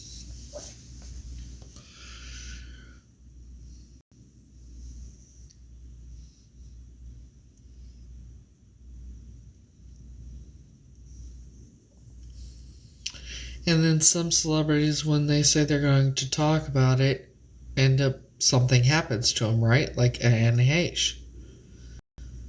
Y'all remember when Anne Heche supposedly died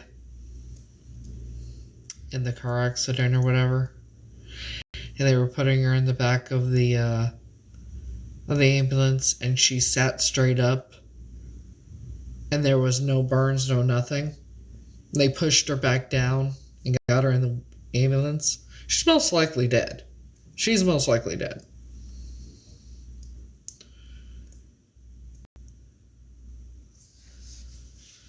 That's because it wasn't an accident. Michael Jackson, Whitney Houston, Aaliyah. You think those were accidents or accidental over to whatever it was? No.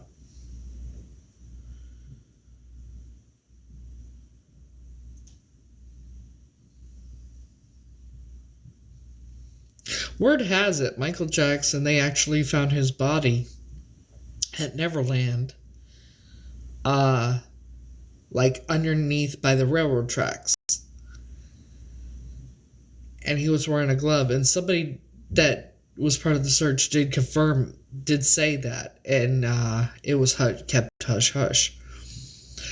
And according to that report, Michael would have passed in 1979, 1980, somewhere around there.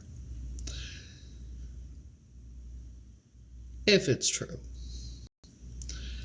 But knowing what I know about everything and what I've been learning, anything is fucking possible.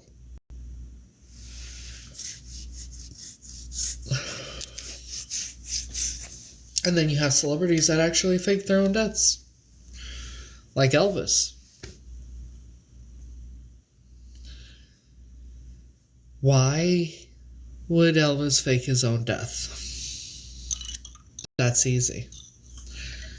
Because he knew that he didn't want to have that life and he could never have any privacy, and he knew how bad it was getting with the medication and everything.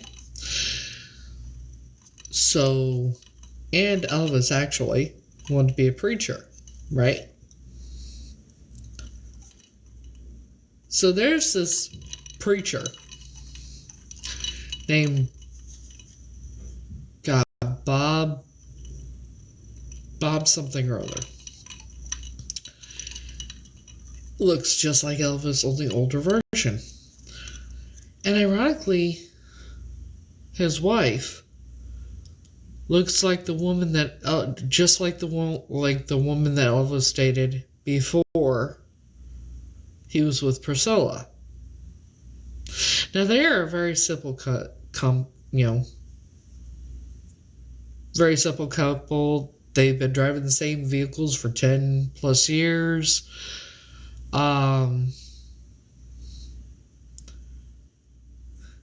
Actually, he admitted one time that he actually is Elvis. He's like, I'm going to say this one time. We're never going to talk about it again. He said, I am Elvis Presley. This is never going to be mentioned again. You understand? And they said, yes, sir. So yeah, he is in fact Elvis. Actually, I'm going to see if I can find the video.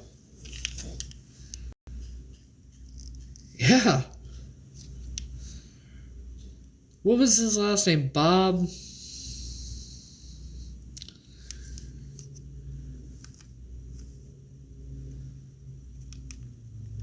something or other. Bob Joyce. Bob Joyce, is that his name?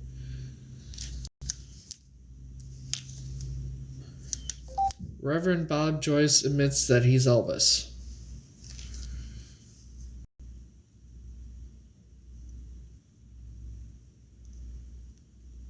It's loading.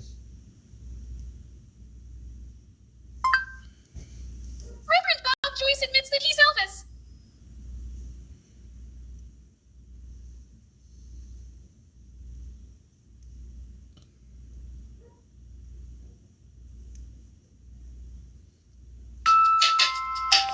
I think it's this one. I don't know for sure because I saw it on TikTok. Call her neighbors and her friend and her loved one and her kinfolk and Aunt Sally and Uncle Joe. And Cousin Vinny. And everybody else you can think of. Boy,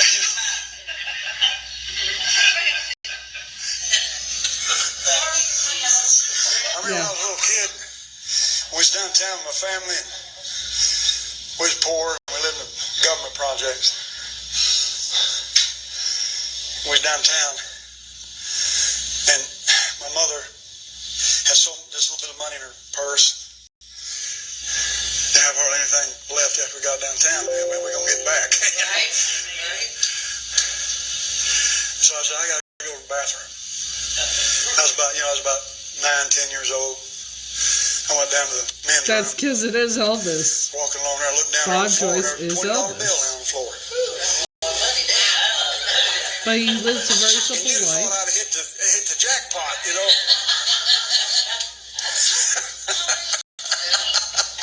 I mean, back then, $10, $20 bill, brother, that was like a $100 bill, you know. So I reached down there.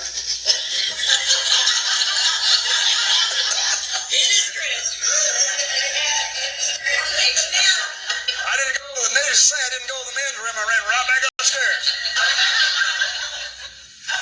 I said, Mama, look. She said, hide that thing down there. Don't show anybody that money. Put it back down in your pocket. Waiting in the hotel room, he would go over and pick up a Gideon Bible, and he would open it, and he'd say, oh, and he'd read the text that he just opened, and he would give a little talk about His twin is He said, actually in a "What do you mental think, hospital." Mr. Morris? What does that say to you? Or he'd hand me the Bible and say, you open it and see what you get to. But he loved that. God led me to open the Bible. Open the Bible up. I wasn't looking for nothing. I wasn't looking for scripture. I wasn't looking for anything. I didn't thumb through there. I didn't go through no references. I didn't look it up in the concordance. I wasn't looking for any particular verse. I just opened the Bible. I just flipped it open. And I pointed my finger. I just pointed my finger. And this was the verse. I shall not die, but live and declare the works of the Lord. Right there. God did that. He brought that to me. He gave me that word. That happened like 5 times.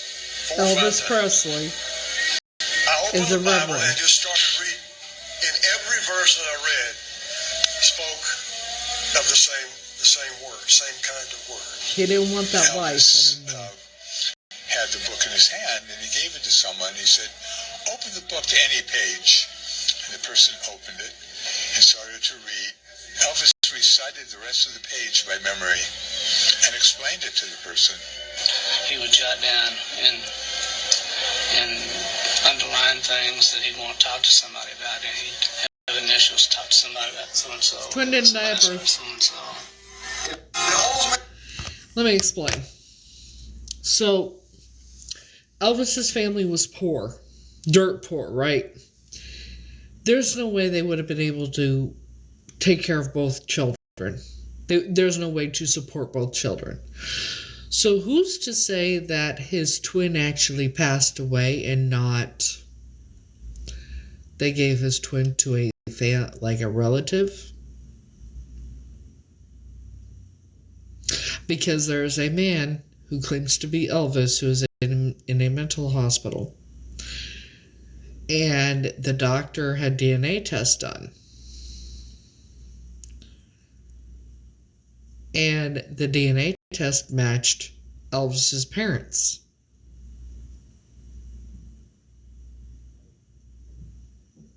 It was an exact match.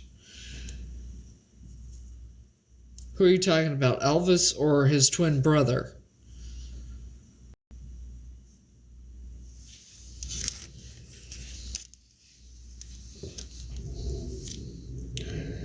DNA doesn't lie. And Elvis did not die. I hate to tell you. He's your second cousin. You may not know, but he is going by the name of Pastor Bob Joyce.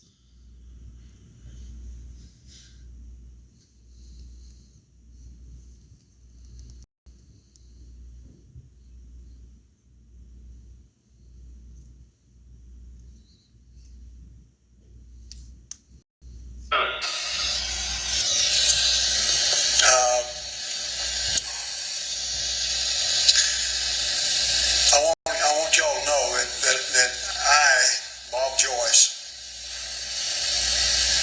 am not, He says nor he's ever not, have right? been, any other person but me. Hold on. I am not trying to lead people to believe or make them See, he believe that I'm said somebody that. that I'm not. But, Anybody or scheme to make my... however,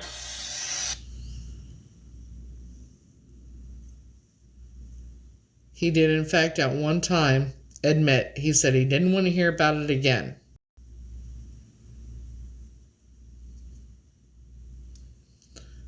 But he in fact, you can say whatever you want about me. I don't care. I really don't. And I'm guessing you're one of his huge fans that probably is one of the reasons why he would have faked his own death. Because he wanted to be a preacher.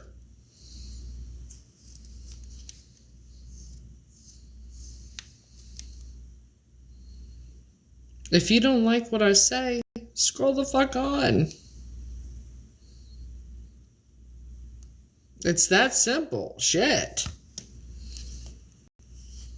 You don't like what I say? You don't like what I'm talking about? Just scroll on. It's that fucking simple.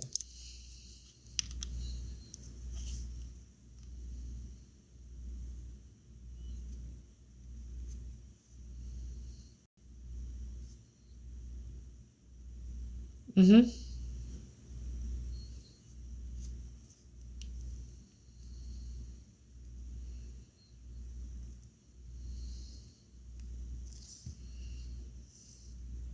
I'm Elvis, but I don't hear no more about it from anybody. Amen? Is that all right with everybody? Is this mysterious old man really Elvis Presley? To this day, I'm Elvis, but I don't hear no more about it from anybody. Amen? Bob Is that all right Joyce. with everybody? is this mysterious old man really Elvis Presley? To this day, many people still believe that Bob Joyce is actually Elvis Presley. And he admitted It's said it. that Elvis faked his own death in 1977 to escape the mafia, but there was never any solid evidence until the sudden appearance of Bob Joyce, a pastor living in a small town in Arkansas. With so many similarities between him and Elvis, many... Again. I'm Elvis, but I don't hear no more about it from anybody. Amen? Is that all right with everybody? Is this mysterious old man really Elvis Presley? To this day, many people still believe that Bob Joyce is actually Elvis Presley. It's said that Elvis faked his own death in 1977 to escape the mafia, but there was never any solid evidence until the sudden appearance of Bob Joyce, a pastor living in a small town in Arkansas. With so many similarities between him and Elvis, many believe he is indeed the king of rock and roll. Some have reported seeing Bob Joyce at Graceland during Christmas. Let me ask something. You think because Elvis would be in his 80s or 90s or whatnot that he wouldn't be able to be up and moving around like that? Do you really think that?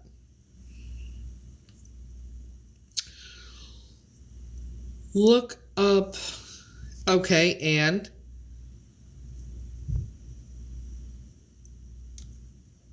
I'm trying to understand where you think that Elvis wouldn't be able to be up moving around.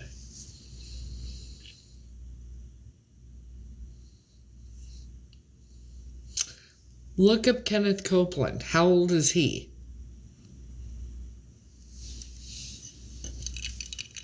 Google's free. Look it up.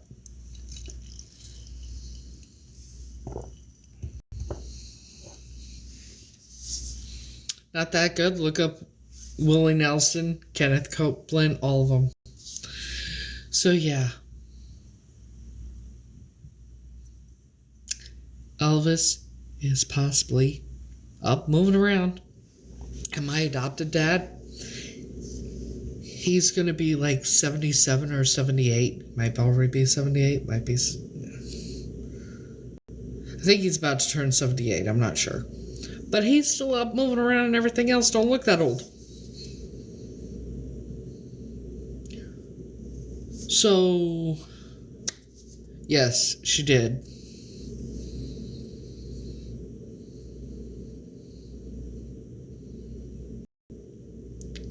Just because you think someone is a certain age that they wouldn't be up moving around like that doesn't make it true.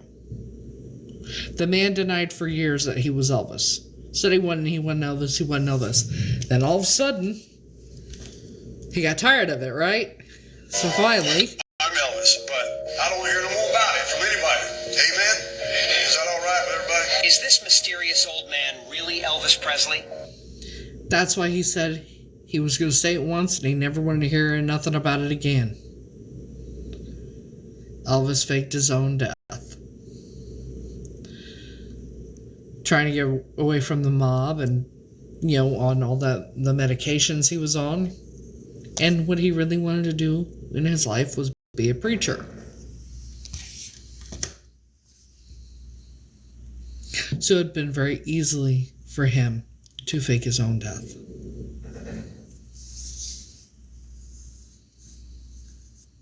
Yeah. And again, you can think whatever you want. Keep your rose-tinted glasses on. Live in your delusions. His daughter passed away, yes.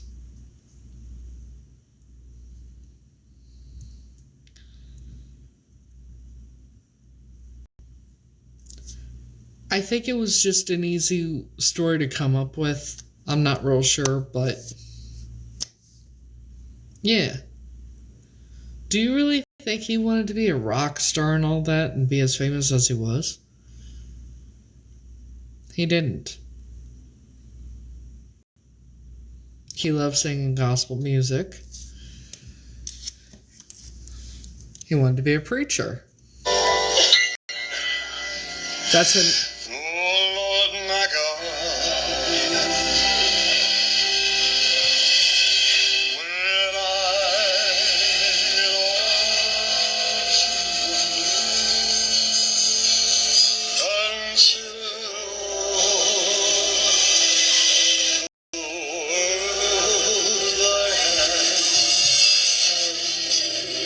Still think it's not Elvis?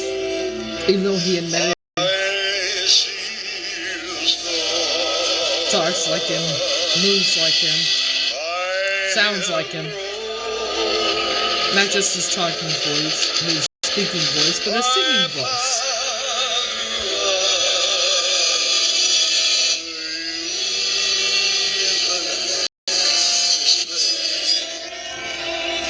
Why is it so hard for you to believe that it's not him? Why is it so hard for you to believe that Elvis may have actually faked his own death to get out of the spotlight, to live a very simple life in a small town? Go back to his roots. The open casket where it looked like he was melting?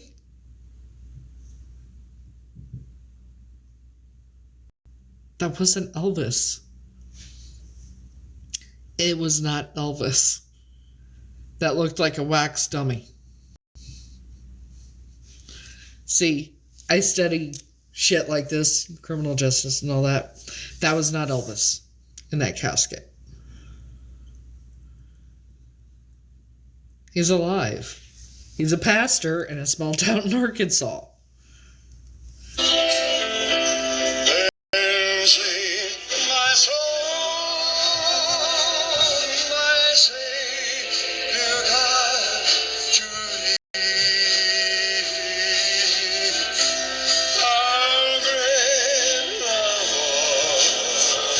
It doesn't say where.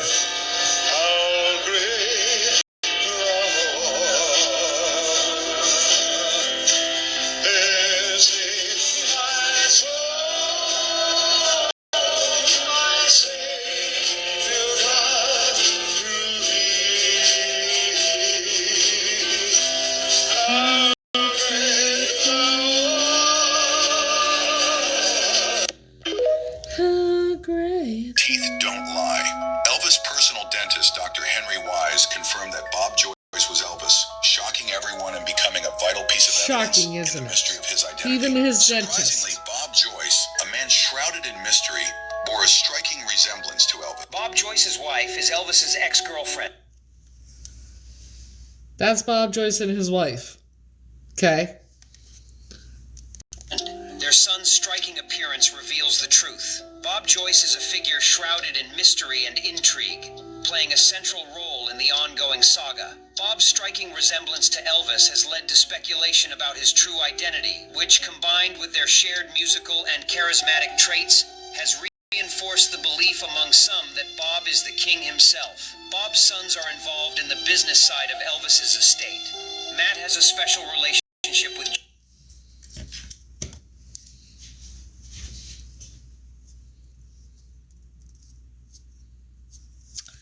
Here's what I'm going to say to anyone that doesn't agree with me. That's fine. You're entitled to your own opinion. But what I know about shit that you obviously don't know about. Celebrities do fake their own deaths. A lot of celebrities are part of the Illuminati. If you don't like it, you can scroll. Because I'm going to start blocking the nonsense. Especially when you're presented with evidence and you still want to turn a blind eye and, argue with me. Lord have mercy. He said he was Elvis. Never wanted to speak on it again. His wife looks just like Elvis's ex-girlfriend. Sings just like Elvis. Walks, talks. His dentist says it's Elvis. Pretty sure that'd be proof, right? Yeah, actually see. If you don't like it, just go. You don't even have to announce your departure. Also, the fact that on his tombstone, his name is spelled wrong.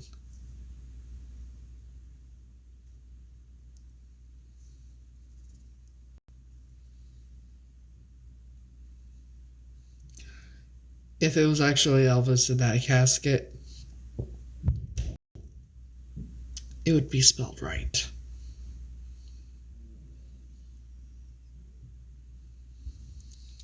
That would be Elvis's twin, most likely.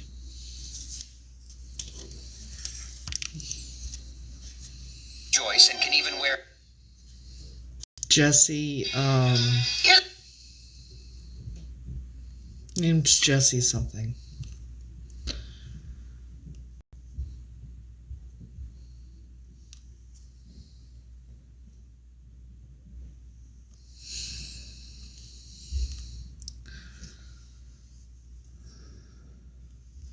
Who's the man named Jesse who believes he's Elvis? Who's the man named Jesse who believes he's Elvis?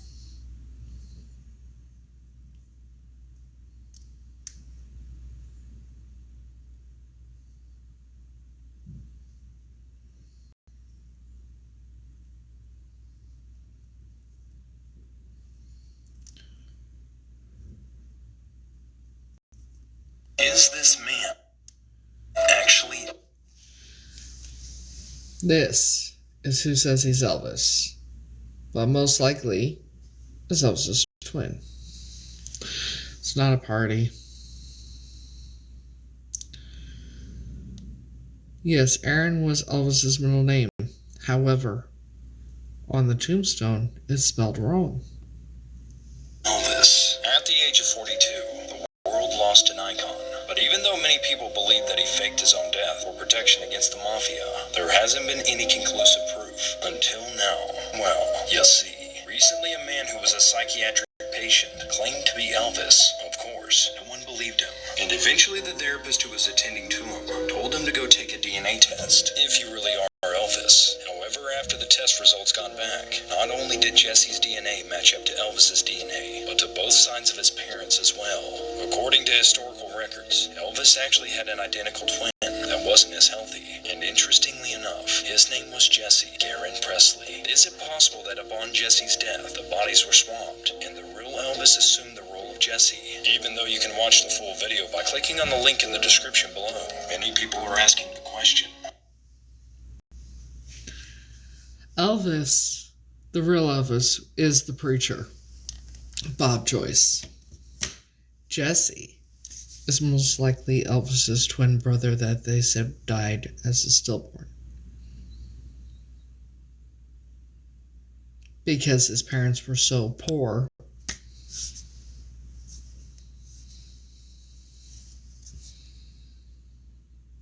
Like, okay, here's the thing. You act like people can't switch their identities up, or, like if somebody's using a fake identity, they're going to be changing their birthday and everything else. Also, if he was 73, he would have looked younger.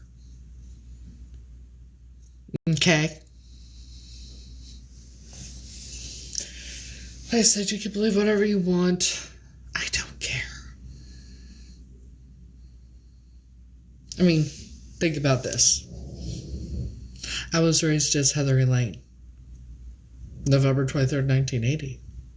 Most likely, my real name would be is actually Tanya Michelle Williams, born September 29th, 1981.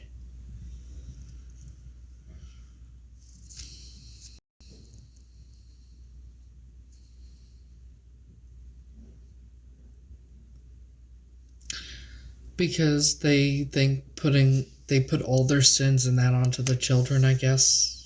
I'm not real sure. But that it's evil and vile and disgusting.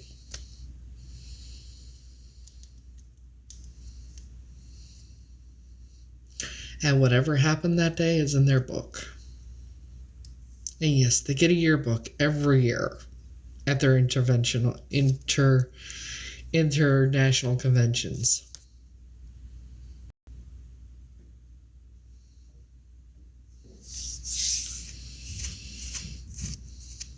Says so in the letter.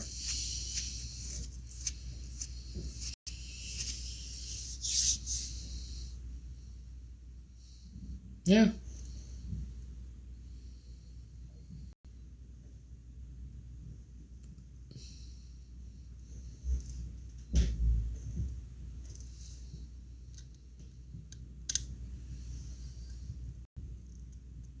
I hope she's okay.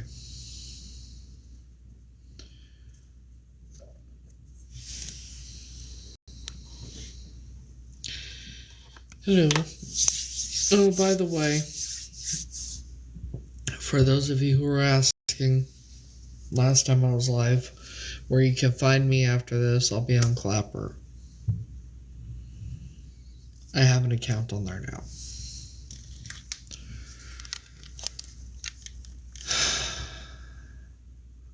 it's 9:45, and I asked what song you wanted me to sing. And why did you pick that name? It's a very interesting name. Yeah, she's most like, yeah. People deal with grief in their own ways. Sometimes with alcohol. A lot of times with alcohol.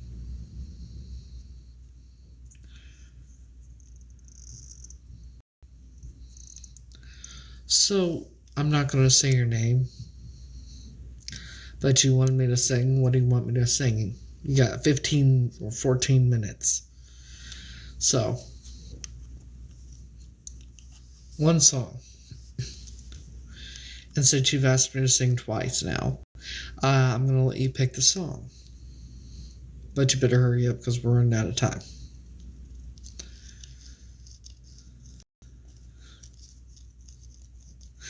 I'll just say the first part of your name, Dixie.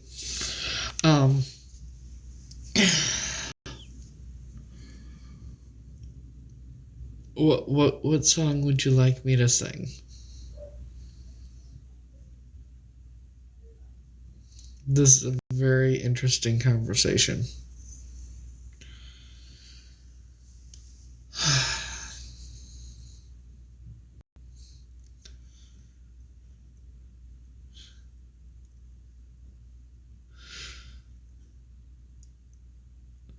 Well, if I did it was something dedicated to Frankie, I'd get real loud.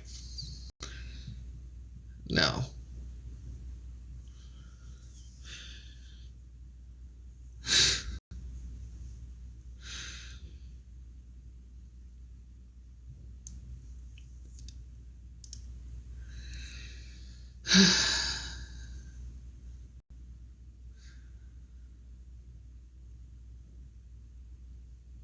I bet he'll come see me at some point. Clapper.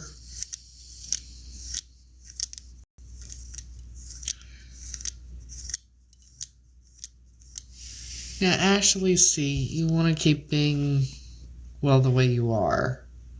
So, now I'm just going to block you, because, I mean, you have 8 followers, you're a fake account. I don't even know what you're doing on here, I can imagine, though.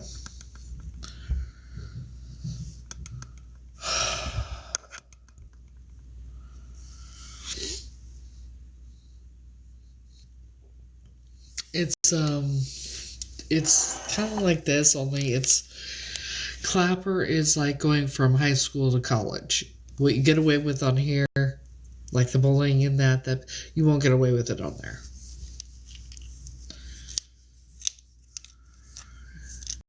It's more for adults. Also. Yeah. See, I think I did it on this phone. At least I thought I did. Didn't I do it on this one, or was it on that? Ah, here it is. So, I'm also on Red.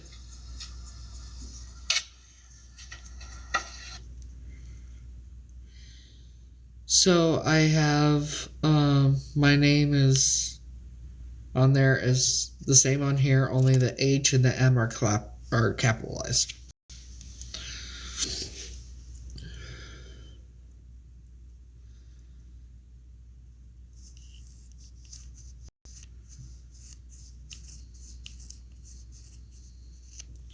Yeah, I blocked her because, you know, fake account and all.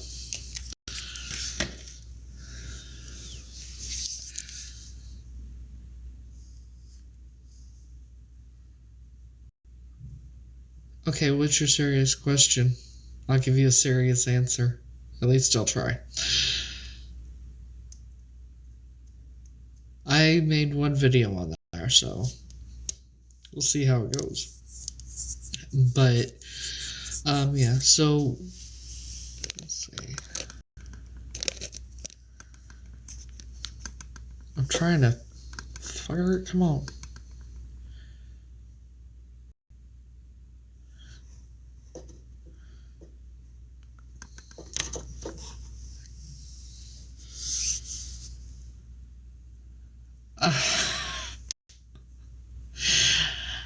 Let's put it this way. Truth is stranger than fiction.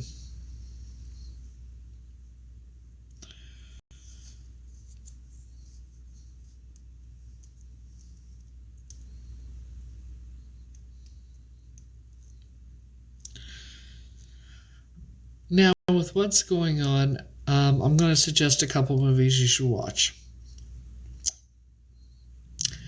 Like Terminator, Independence Day, Men in Black, iRobot,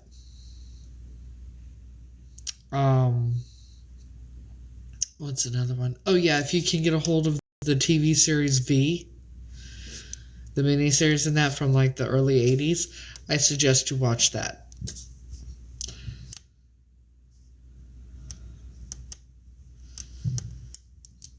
That would be my suggestion. But as far as me singing, how about this? I'll sing tomorrow.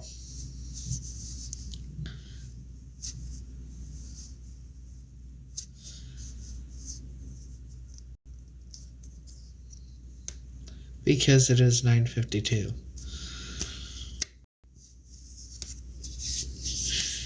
And if I sing now, she'll, she's not the best.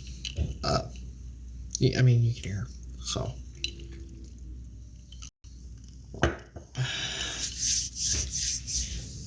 So, I'll try to go on earlier in the afternoon or earlier in the day. But,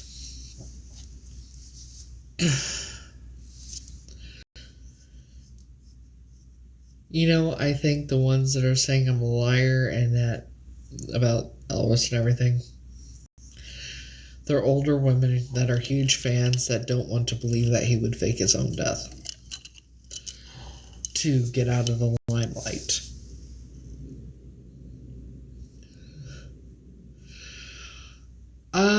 I don't know.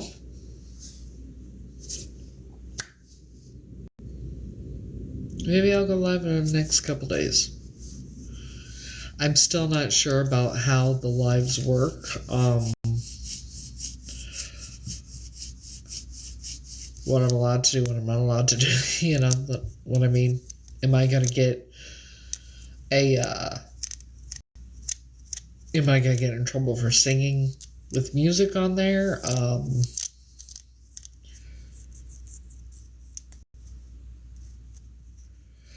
All these, when I was talking about Elvis being alive, how he faked his own death, and that his cousin is the most likely the one that was in the mental hospital. Or not his cousin, but his twin brother. They want to decide that I'm lying and that I'm making it up and all this stuff. Oh, okay, well then we'll be fine. Lemonade is another app like, belongs to TikTok. I'm on that Red Note one, but you can't go live on there. At all. They don't have that feature. As far as I can tell. But no, the Lemonade one doesn't. Lemonade, whatever, doesn't. I just don't think it does. But as far as I can't read. I gotta click on live, but it comes something up and it's in another language. I cannot understand it. So I'm like,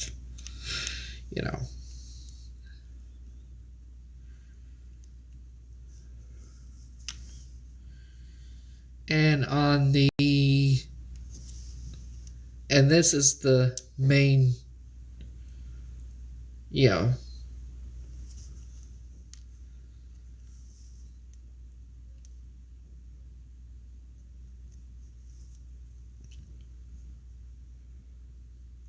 Bitch.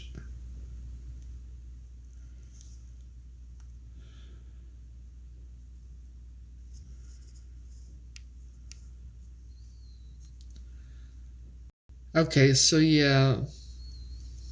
In order to find me on the red one, it's Heather 1123.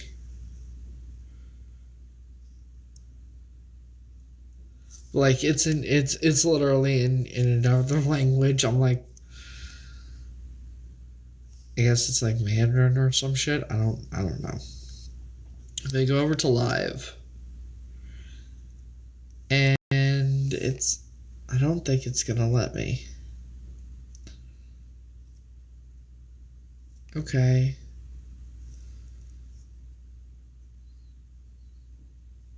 Yeah, I don't think it's gonna let me. Yeah, probably you gotta have enough followers on it to, like you do on here, to go live. But so yeah, I'm on there, and then Clapper and I know I'm on that other one too, but you can't go live on that one. So yeah, because it's owned by TikTok only. It's not the, you see, TikTok is on U.S. soil and has a lot of people that work in the U.S. in that. This is the one that want to ban. Now the other one, which is on Chinese soil or in China or Singapore or wherever it is, it's actually the #1 downloaded app here in America now. And people are like, you didn't read the terms and conditions, did you? Well, we don't care. We don't care. Like, here's the thing.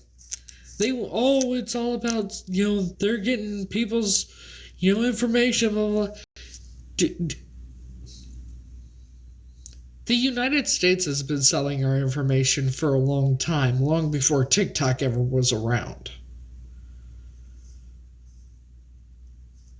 So I don't, do they think we're all stupid? Don't answer that. I already know the answer. I just said don't answer that.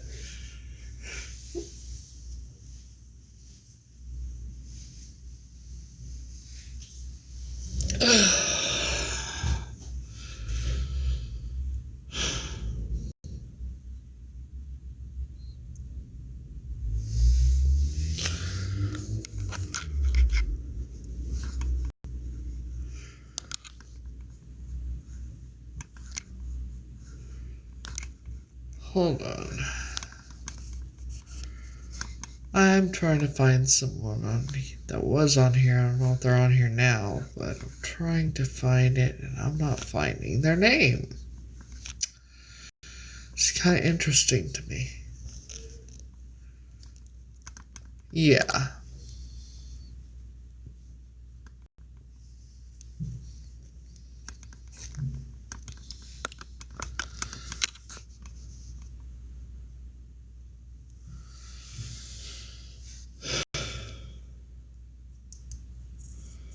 Yeah, I know.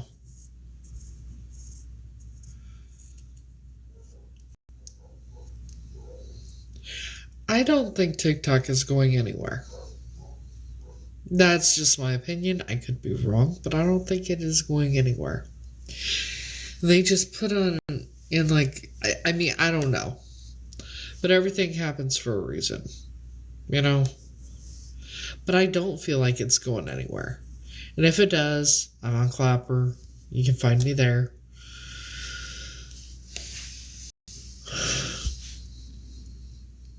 I'm also on Cameo if you want a cameo. I never did make an introduction video on there yet. I still have to do that shit.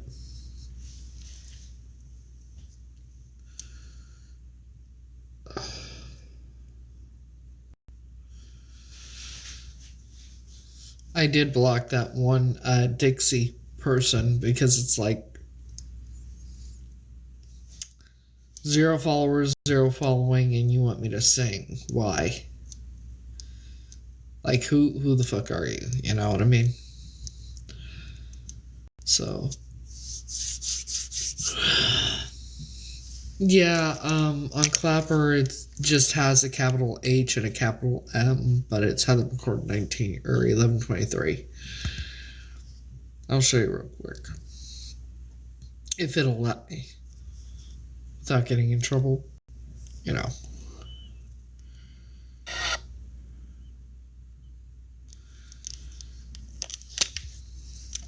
Yeah. Yeah, it just has the capital H and a capital M and a capital, and the second letter is capitalized.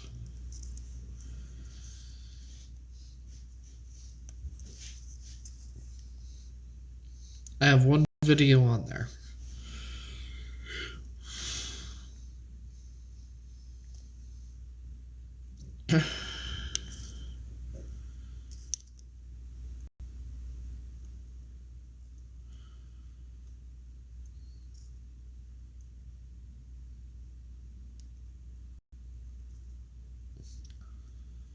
Oh, they even they even send you a video on how to get started, I guess. I just saw it.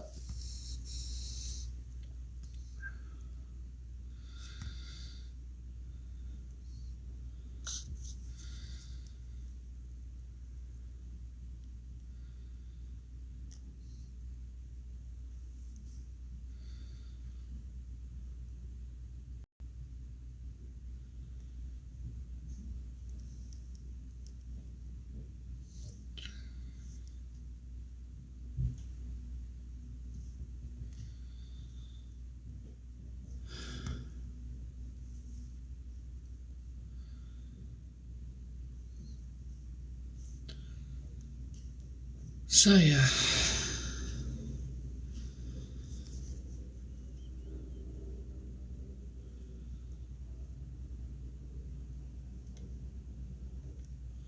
Favorite, and also because it's just like TikTok. I heard it's just like TikTok.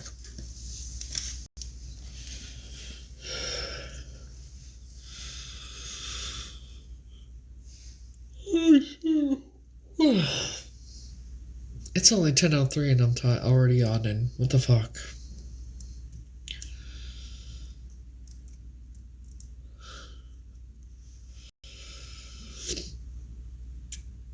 So,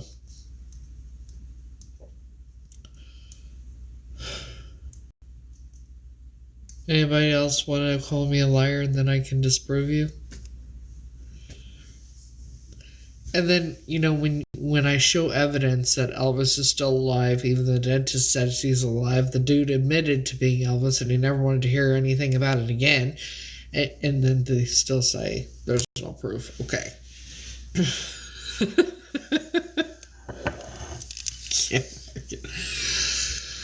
Oy vey.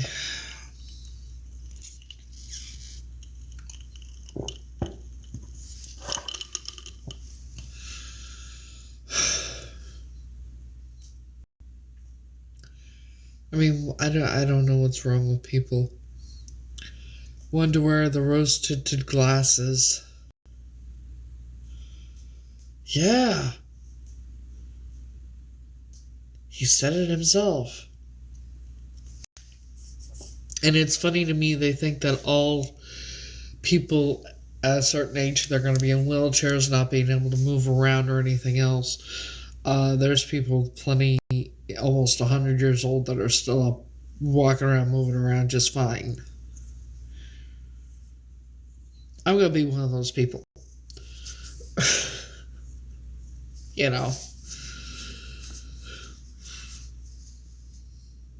I mean, look at Dick Van Dyke.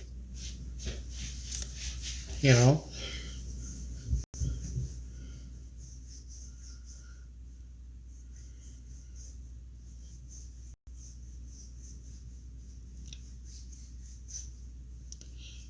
See, I understand why certain celebrities would fake their own deaths. Okay? Like, for example, with Elvis, I don't think it was just the mob. Yeah. I don't think it was just the mob as to why Elvis faked his own death. May not have even had anything to do with the mob. Think about the fact that Elvis didn't even want to be famous like that. You know, the man wanted to be a preacher, not a rock and roll star.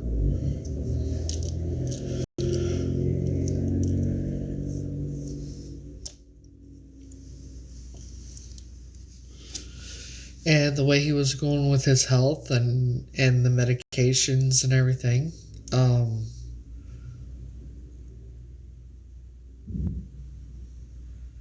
he probably decided it was time for a change. Or, you know, I mean, he was dating somebody at the time of his supposed passing, but isn't it funny that Bob Joyce was married to the woman that looks exactly like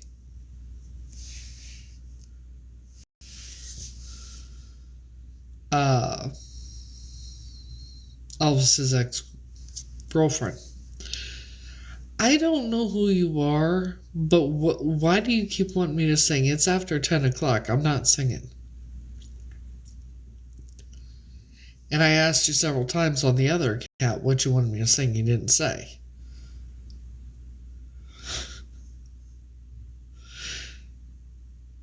This story is boring. So you must be one of those that is live streaming me and your audience is getting mad because I'm not entertaining them because this is boring to them. I'm sorry. You can stop live streaming me.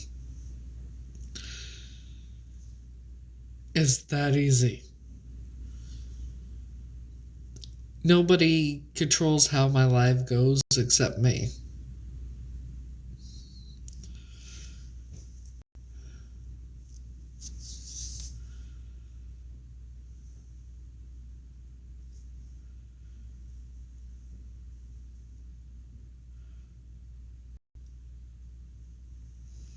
You're getting blocked. I know who you are at this point. You're not like, no. Fucking weirdos.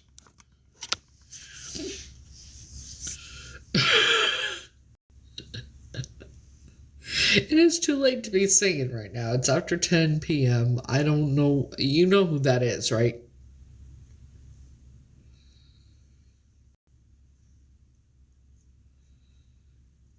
It's fucking weird that all of a sudden now they want me to sing. I have another account, but I don't have enough followers on that account to go live on that account. Otherwise, I would.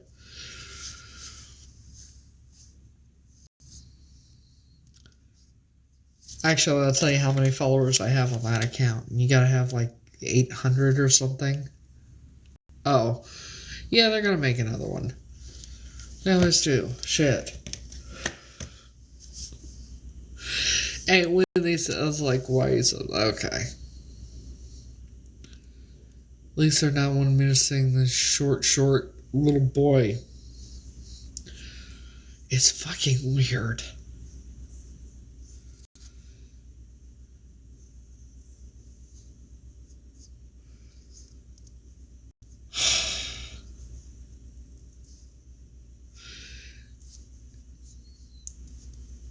You have 250 accounts?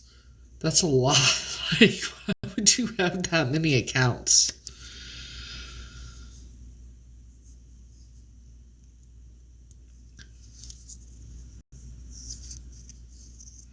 Oh, it's the same as on here, except the H is capitalized, the M is capitalized, and the second C is capitalized. Oh, followers, yeah. I think on Clapper I don't need to have a certain amount of followers to go live, so that's good.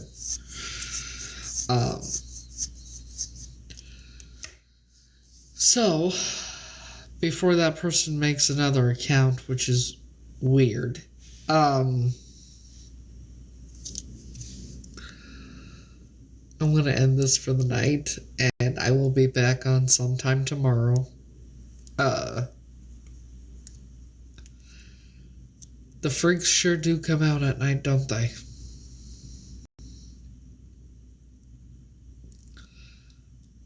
you know.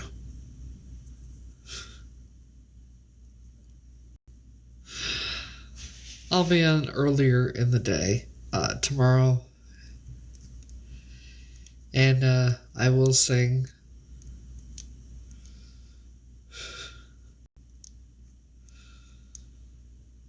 Who are you?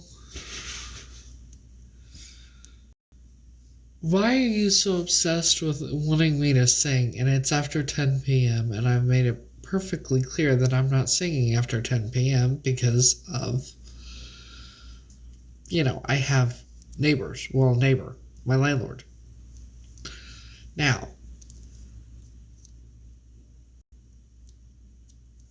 are you one that live streams me and now you want me to sing? Because this is just weird for me.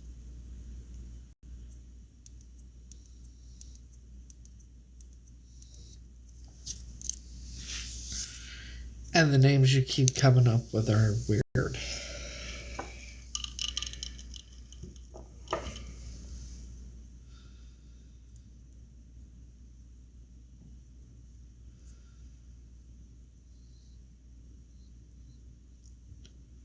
Anyways, I will see y'all later. Oh yeah, it is. We know it is. How about I sing Bye Bye Bye?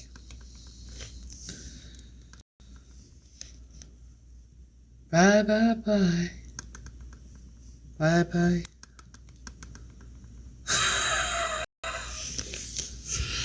They don't give up. They don't give up. Evidently their audience doesn't like it when I'm not singing because it's not entertaining, so they don't get the views. I don't know what the fuck it is. It's like, Anyways, I'll see y'all later. Have a good night, guys. Views.